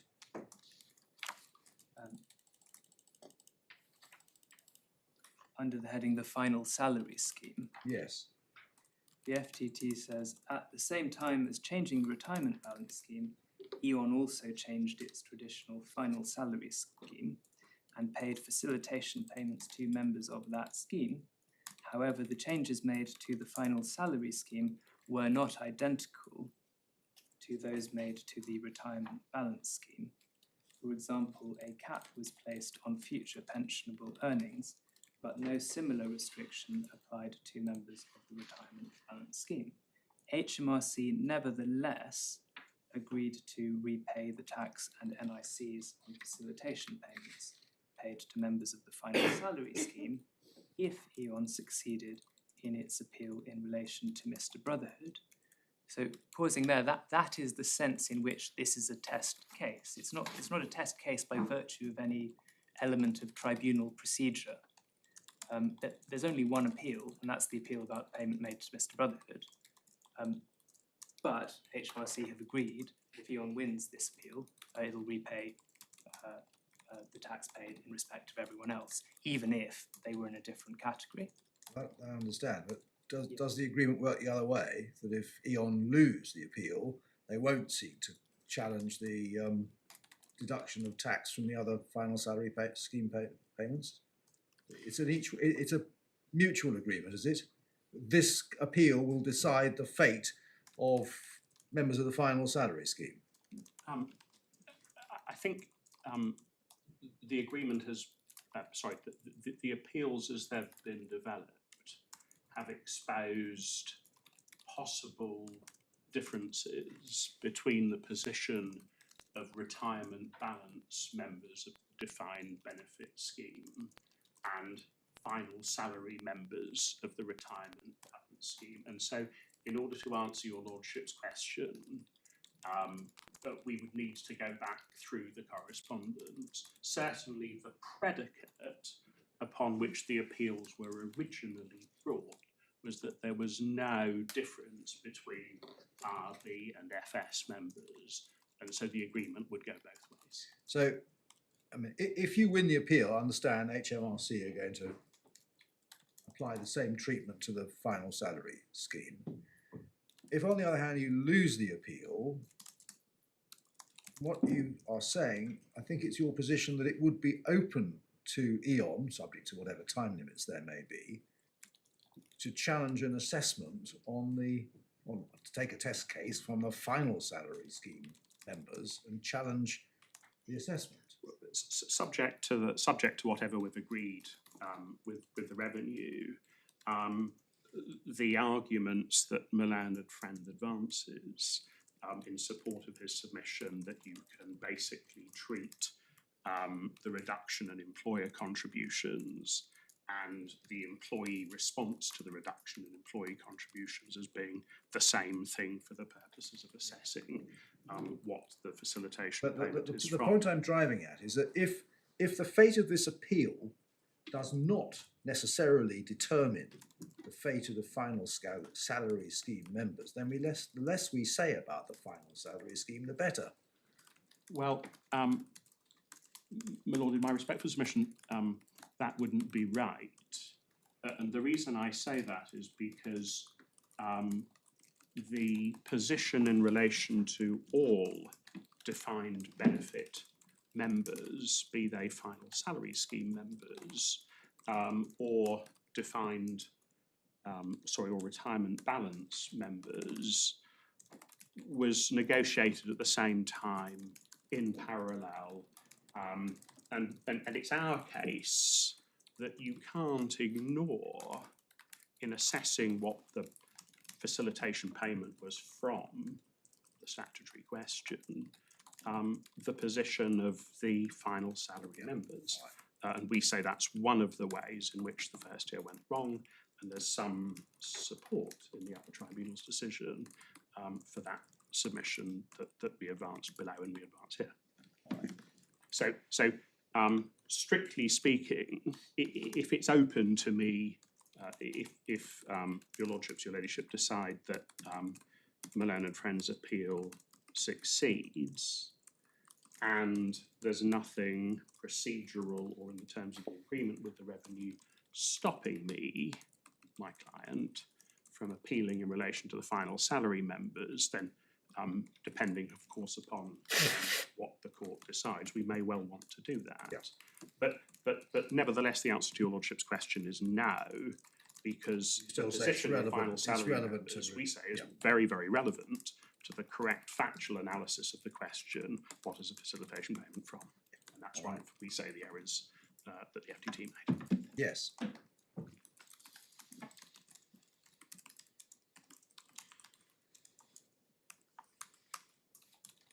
Right, so the that was paragraph 7. It's clear what's going to happen if HMRC lose. It's possibly less clear what's going to happen the other way around. But anyway, what the FTT is describing in paragraph 7 is what HMRC had agreed to. Yeah. Then paragraph 8, I pointed out to the parties that I only had the jurisdiction to hear the appeal which had actually been made. That concerned the facilitation payment to Mr. Brotherhood. There was no appeal against tax or NICs charged on a facilitation payment made to a member of the final salary scheme. I therefore had no jurisdiction to make findings of fact and law about those facilitation payments, and I have not done so. However, in the course of the hearing, HMRC confirmed that if E.ON won its appeal, they would remain bound by their undertaking. So all that this is the supposedly objectionable paragraph, but all the FTT is saying is, what you've agreed between yourselves as to what happens after this is up to you, but I'm just going to decide the case that's in front of me, and that there's nothing wrong about that. And indeed, in light of the comments my learned friends just made, I would suggest that's a very sensible approach for the FTT to have taken. The other point that's made under this heading of the respondent's notice is, well, the facts about the final salary members are potentially relevant to the characterisation of the payment made to Mr. Brotherhood. And I would accept that they are potentially relevant. They're part of the factual matrix. The relevant facts about the changes to the final salary members schemes are also common ground.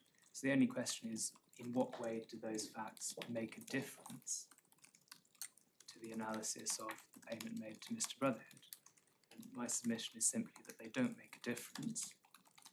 Don't make a difference to whether it's apt to deploy the replacement principle, or whether the FTT was obliged to deploy the replacement principle. They don't make a difference to what the ratio of Tilly and Wells was.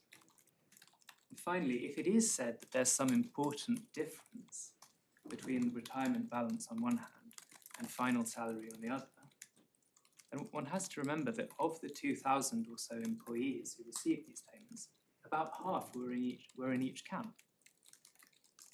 So if there's some salient difference between the two, there's no particular reason why the analysis of the final salary payments should infect the analysis of the payment made to Mr. Brotherhood and the other retirement balance members, as opposed to the other way around.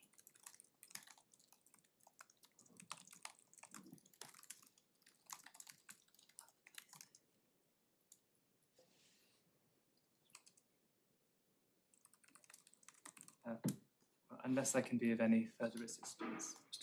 Anything more? Thank you very much, Mr. Bradley. Yes, Mr. Moore. Forgive me, I'll just reach in and grab the water.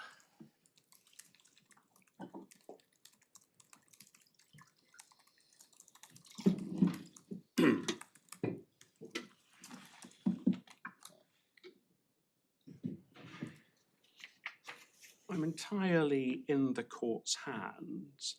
I might be quicker if we break now, because there's not an awful lot of materiality that's between myself and my learned friend, and I'll have the chance better to organise my submissions. But if the court would like me to continue on, Well, it's a bit early to adjourn, but I mean, if you really think it's going to cut down a lot of time, we could.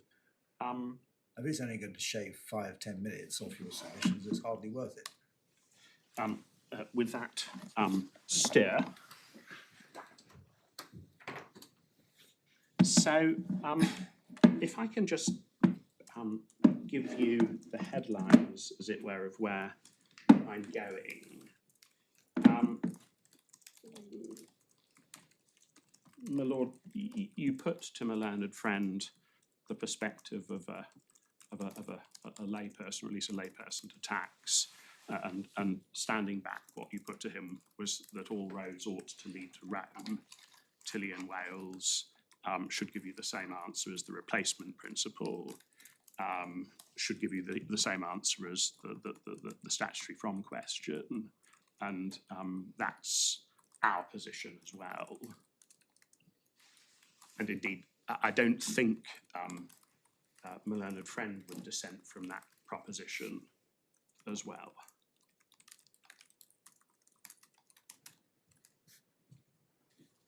And it follows from that my learned friend is entitled to make the point that he makes about the Upper Tribunal's decision in relation to the replacement principle being at odds with the decision that the Upper Tribunal reaches when considering Tilly and Wales. And ultimately, the resolution to the appeal rests on what the payment is from. That's in one sense a truism because it's a statutory question, but it's intended to be more than a truism. Fundamentally, it's a factual inquiry.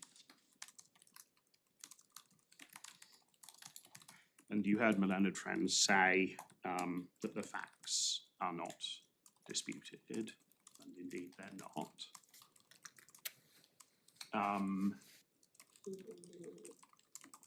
But it is right to say that the Upper Tribunal reached in its consideration of ground 4, which was an Edwards and Bairstow challenge fundamentally, a different view as to what inferences one might draw from the from the primary facts than did the First-Tier Tribunal. So, with respect to my learned friend, we don't agree with his assessment that all the tribunal is doing, the Upper Tribunal is doing in ground 4, is just looking again at the principle in Tilly and Wales. We say that if you read ground 4, as I say, an Edwards and Bairstow challenge to the findings of the First-Tier Tribunal, you see a number of criticisms of the way in which the First-Tier Tribunal assessed the facts. And it is surprising that my learned friend did not seek permission to appeal on ground 4. I don't want to take a technical point. It's a pretty important technical point because it's not clear that he would have got permission had he sought permission to appeal on ground 4 because it's an Edwards and Bairstow challenge. And we've had 2 cracks of the whip already. But I'm not going to invite you to decide the appeal on that basis. But I would say, we would say, that against that background, the facts not being in dispute, the Upper Tribunal having, on any view, some very real difficulties with the factual analysis of the First-Tier Tribunal and deciding ground 4 against me, that you might regard the facts as being rather more at large, remembering that these are only inferences from primary facts that were not in dispute. I say that's the best, indeed the only way for the court to avoid having to decide the matter on the basis of ground 4.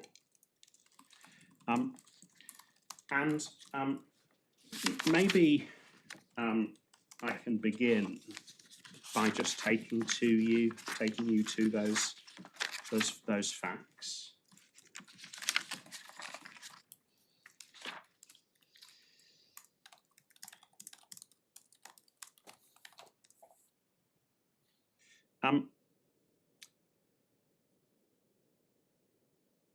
In my learned friend's grounds of appeal, at ground 3, I think it's at page 14, maybe it's 16 of the court bundle.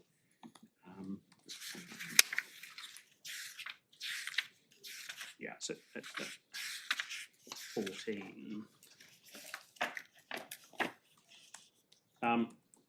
My learned friend says, alternatively, if the Upper Tribunal correctly identified the ratio of Tilly and Wales denied, the Upper Tribunal erred in law in failing to recognise that on the facts, Mr. Brotherhood did not suffer even a loss of expectation of pension because his retirement balance could continue to build up in the same way as before, albeit at the cost of a reduction in his net pay. And that could is pretty critical on our view of the world. He would suffer a loss of expectation of pension unless 6 months later he decided to increase his contributions in order to ameliorate the effects of the employer reducing its contributions. And the difficulty that's right at the heart of my learned friend's submissions is that he conflates a thing that would happen on any view,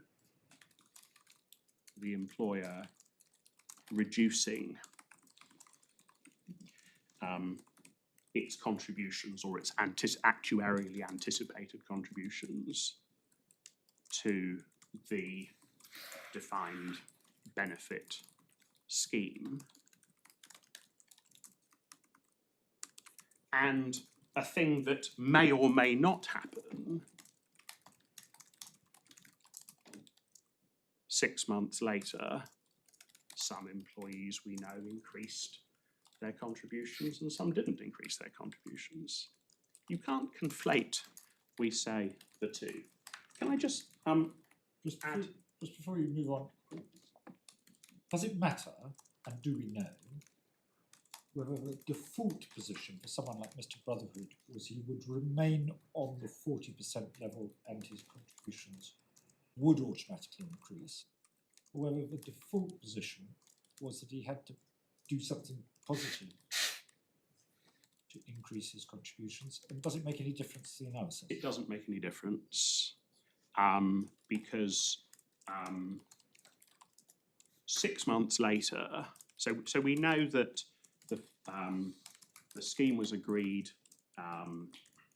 the facilitation payments were made in November. At the start of the following tax year, in April, just before the start of the following tax year, the employees are invited to opt for a particular.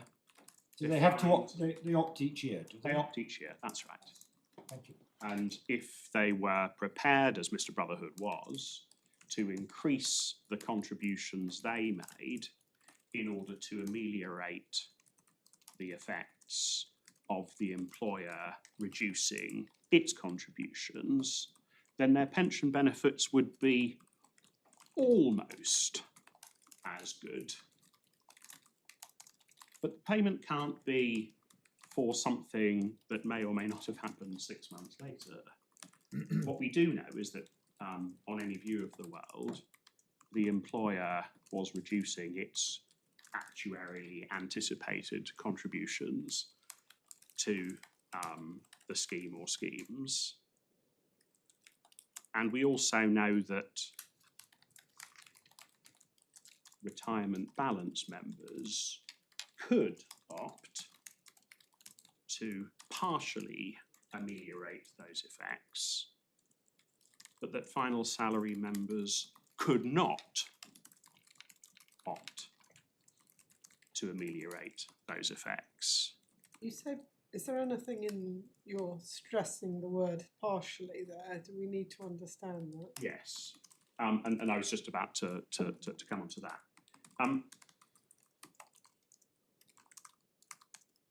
So there were 3 changes so far as retirement balance members were concerned. There was an obligation, the first was an obligation to contribute more if you wanted the same notional additions to your retirement balance pot. That is, unless you were the lowest contributing member, the 20% member. And it's common ground that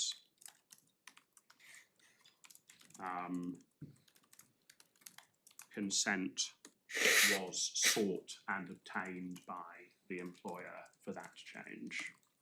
The second was that if you were in receipt of a 40% defined contribution, brackets Mr. Brotherhood was, but others obviously were not,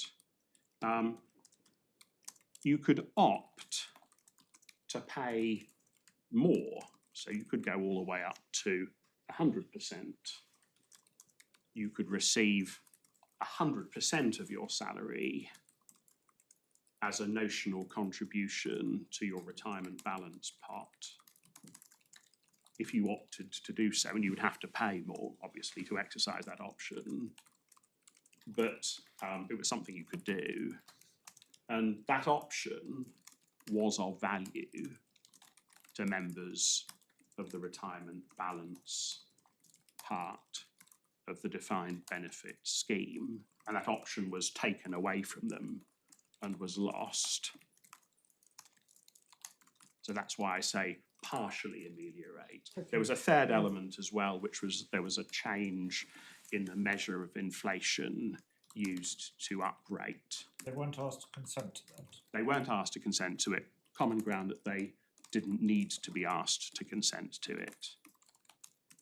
Because the rules of we haven't seen the rules of a scheme, but the rules of a scheme provided that it would be uprated by RPI or such other rate as the employer chose. Yes. Or in substance, yes. Final salary members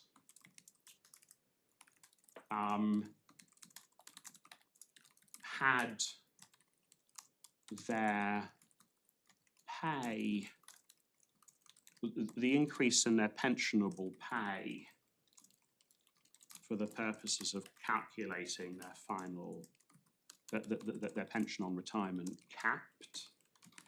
That was one change. And Malena Jr., whose grey matter is less spongy than mine, will remind me of the other. But neither of the It was limited to increases in CPI or 3% each year. CPI and 3P, whichever was the lower. Subject to an absolute cap of 70,000 a year. You're on Milena Junior's side of that particular fence. Yes, so they suffered two changes, and they couldn't buy their way out. They couldn't ameliorate either of those consequences. And there was also a change from RPI to CPI. There was also a change to RPI for them, but again, because consent wasn't sought or needed, it's never been our case that the facilitation payment was made to members of that scheme, or indeed the client balance scheme, for consenting to that change, because their consent wasn't needed. It's in Upper Tribunal paragraph 12. Milena Junior reminds me. Can I just put a little bit of flesh on these bones, because it really is the issue at the heart of this appeal. So I have fundamentally 5 points. The first point is that as the First-Tier Tribunal found, the purpose of the changes to both parts of the defined benefit scheme, both the final salary and the retirement balance parts, was to reduce the cost to E.ON of funding the scheme. And you see that in para 18 of the First-Tier Tribunal's decision. It's a core bundle 108 if you want it. You can also see it in para 13 of the Upper Tribunal. Indeed, it's common ground. So at paragraph 8 of Milena's friend's skeleton, he says, E.ON's management wished to introduce changes to the operation of the scheme with a view to reducing its ongoing costs. So that's the first point. Second point is, this reduction in cost for the employer was achieved whatever the employees did. So whether or not Mr. Brotherhood opted 6 months later to mitigate the effects on him of that reduction in cost to the employer, or at least partially mitigate, the employer still achieved its reduction in actuarially anticipated contributions to the fund. But the quantum of reduction in its actuarial liability would be affected by whether Mr. Brotherhood opted or didn't opt. In precise terms, yes. In broad terms, no. So in precise terms, yes, because the contributions, the additional contributions made by those employees who did opt to increase their contributions would not have precisely matched the employer's liability. But in broad terms, whether or not, in broad terms, the employee's response to the cost reduction sought and obtained by the employer in its funding obligations was achieved however the employees responded. There's no, I should say, there's no finding of fact to that effect, but it must be right. They sought and obtained a cost reduction, and so far as the employees were concerned, they could ameliorate the effects in part. But nevertheless, the cost reduction sought by the employer was obtained. It might have fluttered around the edges.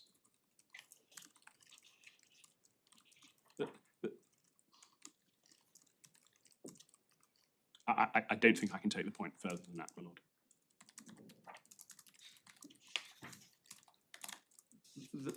The third point is members get the facilitation payment whatever they do. So they get the facilitation payment whether or not 6 months later they opt to increase their contributions. They get the facilitation payment even if their post-contribution income stays the same. And we ask non-rhetorically, how can the facilitation payment be from or replace income to allow employees to make greater contributions in circumstances where employees may never make greater contributions? And if they do, it'll only be 6 months after the payment is made. Fourth point, the same facilitation payment is made to final salary members who have no option to pay more to mitigate the effects and who make up the majority of the defined benefit members. That is a finding of fact. It's at Paris 16 of the First-Tier Tribunal that final salary members were the majority.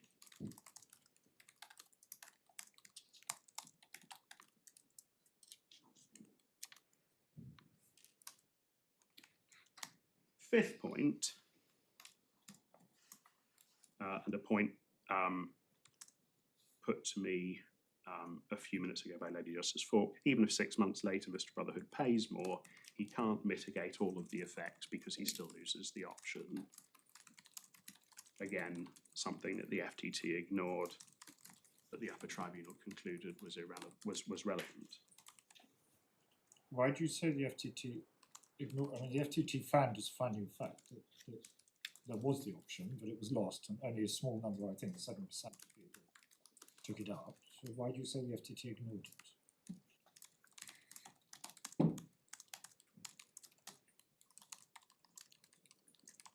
Isn't it fairer to say the FTT was well aware of it, took it into account, but decided it didn't change the analysis? My lord, yes, that would be fairer. And I should have said in relation to my fourth point, and I'll return to this when I deal with briefly with my respondent's notice points.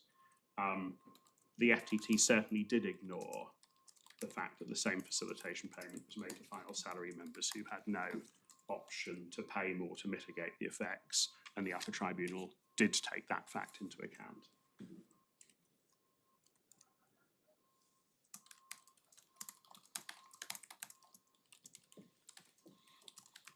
And standing back just on this question of fact, this is from primary facts, we say that in the circumstances, the notion that the facilitation payment is made otherwise than in compensation for the lower employee pension contributions is just not sustainable.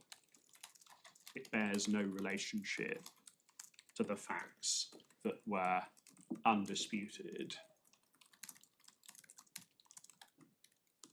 And fundamentally,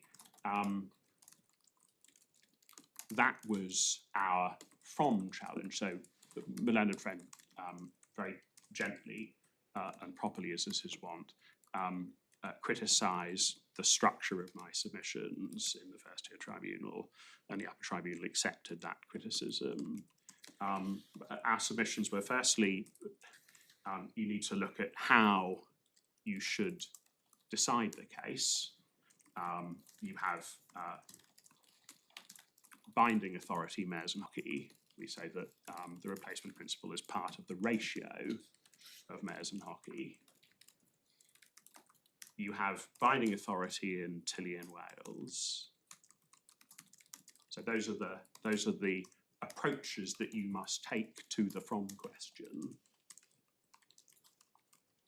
But in any event, on the facts, there is only one answer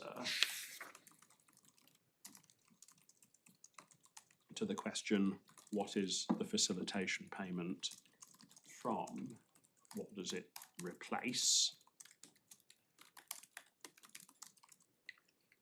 And that answer is, it's something that the employer pays to the employees to compensate them for the fact that it's making lower contributions into their pension pots. The offer that was made to the employees was changes in pension arrangements, and in return they got a pay award of 3.5% and the facilitation payment. Yes. If they had got a pay award of 4% Yes. and no facilitation payment, would you accept that the pay award was from employment? Well,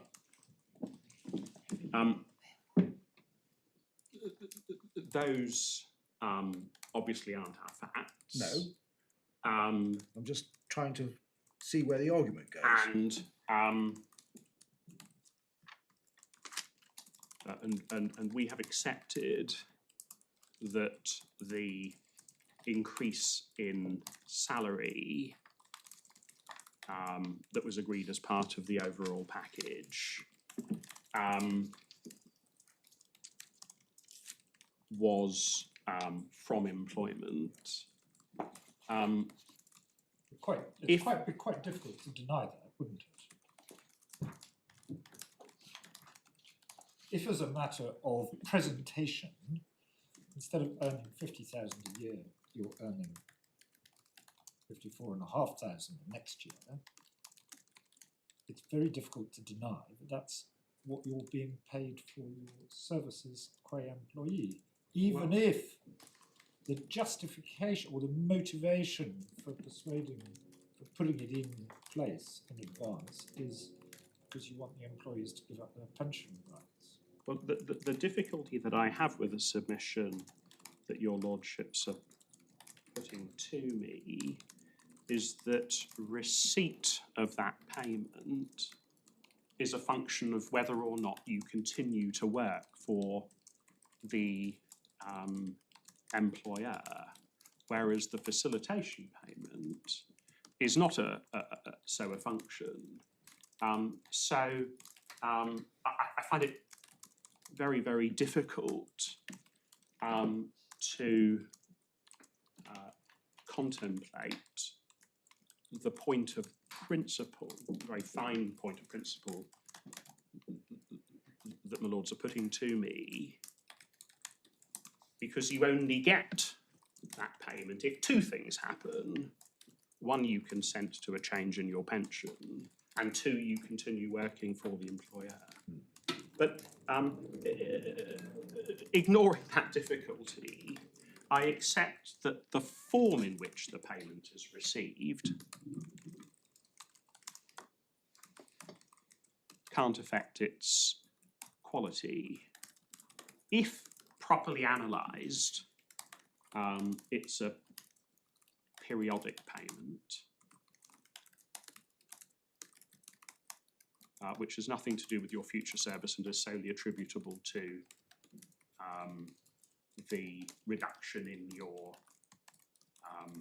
employer's contributions to your pension pot, putting it broadly, then the point my lord puts to me must be right. But it's just quite difficult to see how that situation might arise.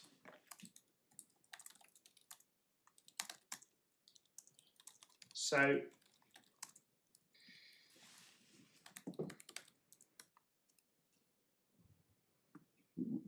we say you have to assess what facilitation payment is. Sorry, I should also make the point that that's not any longer part of my learned friend's case, and indeed, in fairness to my learned friend, it's not even clear to me that it was part of his case before the First-Tier Tribunal. It was something the First-Tier Tribunal alighted on as being interesting, but it wasn't, as I understood my learned friend's case, at first instance, a proposition that he majored on, or even in his written arguments, Sorry, what wasn't a proposition?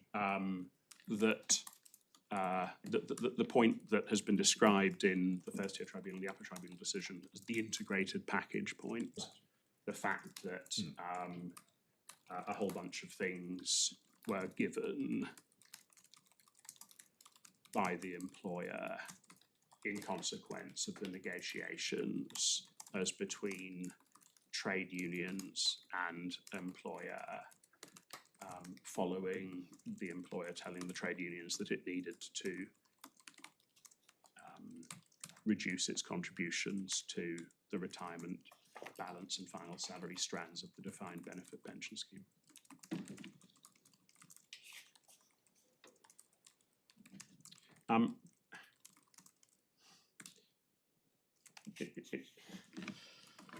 Yes, our submissions before the First-Tier and before the Upper Tribunal on this point have been identical.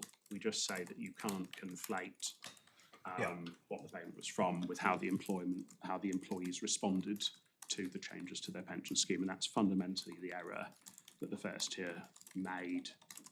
It's not a point that my learned friend addressed in his submissions.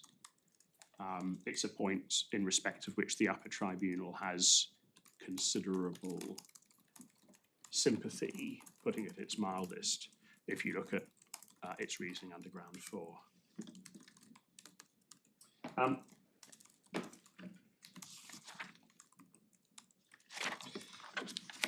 So I hope, having addressed that central point, I can move quite quickly through the remainder of our submissions.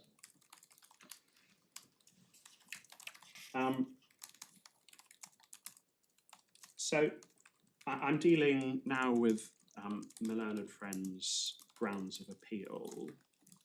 His first ground of appeal is that Tilly and Wales only applies to accrued rights and not to rights that are contingent on the employee continuing to serve. My learned friend makes perfectly fairly the point that if an employee leaves after becoming entitled to the facilitation payment, and there's evidence that a number did, they suffer no detriment to their pension because their accrued rights are unaffected, and the fact that their contingent rights are less valuable is irrelevant because they've left the employment. Well, they don't have any contingent rights if they've left the employment, do they? Well, my lord, that's just another way of putting the point that I was putting to the court a second ago. Yeah. Yeah. I mean, there are different kinds of contingency. I think one's got to be a bit careful about a bright line division between accrued rights on the one hand and contingent rights on the other. And that's probably the point that the Upper Tribunal is struggling with in the paragraph that my learned friend robustly criticised in the decision of the Upper Tribunal. One of the two things that's going on in that paragraph. But yes. I mean, I'm simplifying.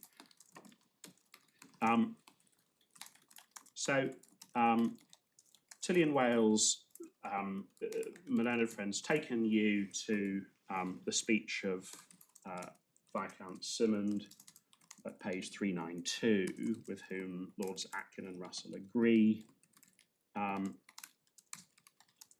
We say the ratio is that neither a pension nor a sum paid in commutation of it is the profit of an office, and a pension is a distinct subject matter for tax purposes. I don't think there's any difference between myself and my learned friend on that point. It's also common ground that Tilly and Wales is a case about accrued pension rights, and this is a case about contingent or future pension rights. And my learned friend's first ground of appeal is that the principle in Tilly and Wales doesn't extend to future or contingent pension rights. What do we say about that? We have broadly 4 points. Although I'm wondering whether, before I launch into them, By all means, you want to stop now? I want to stop whenever it's convenient to you. Well, we can stop now if it suits you better. All right, 5 to 2.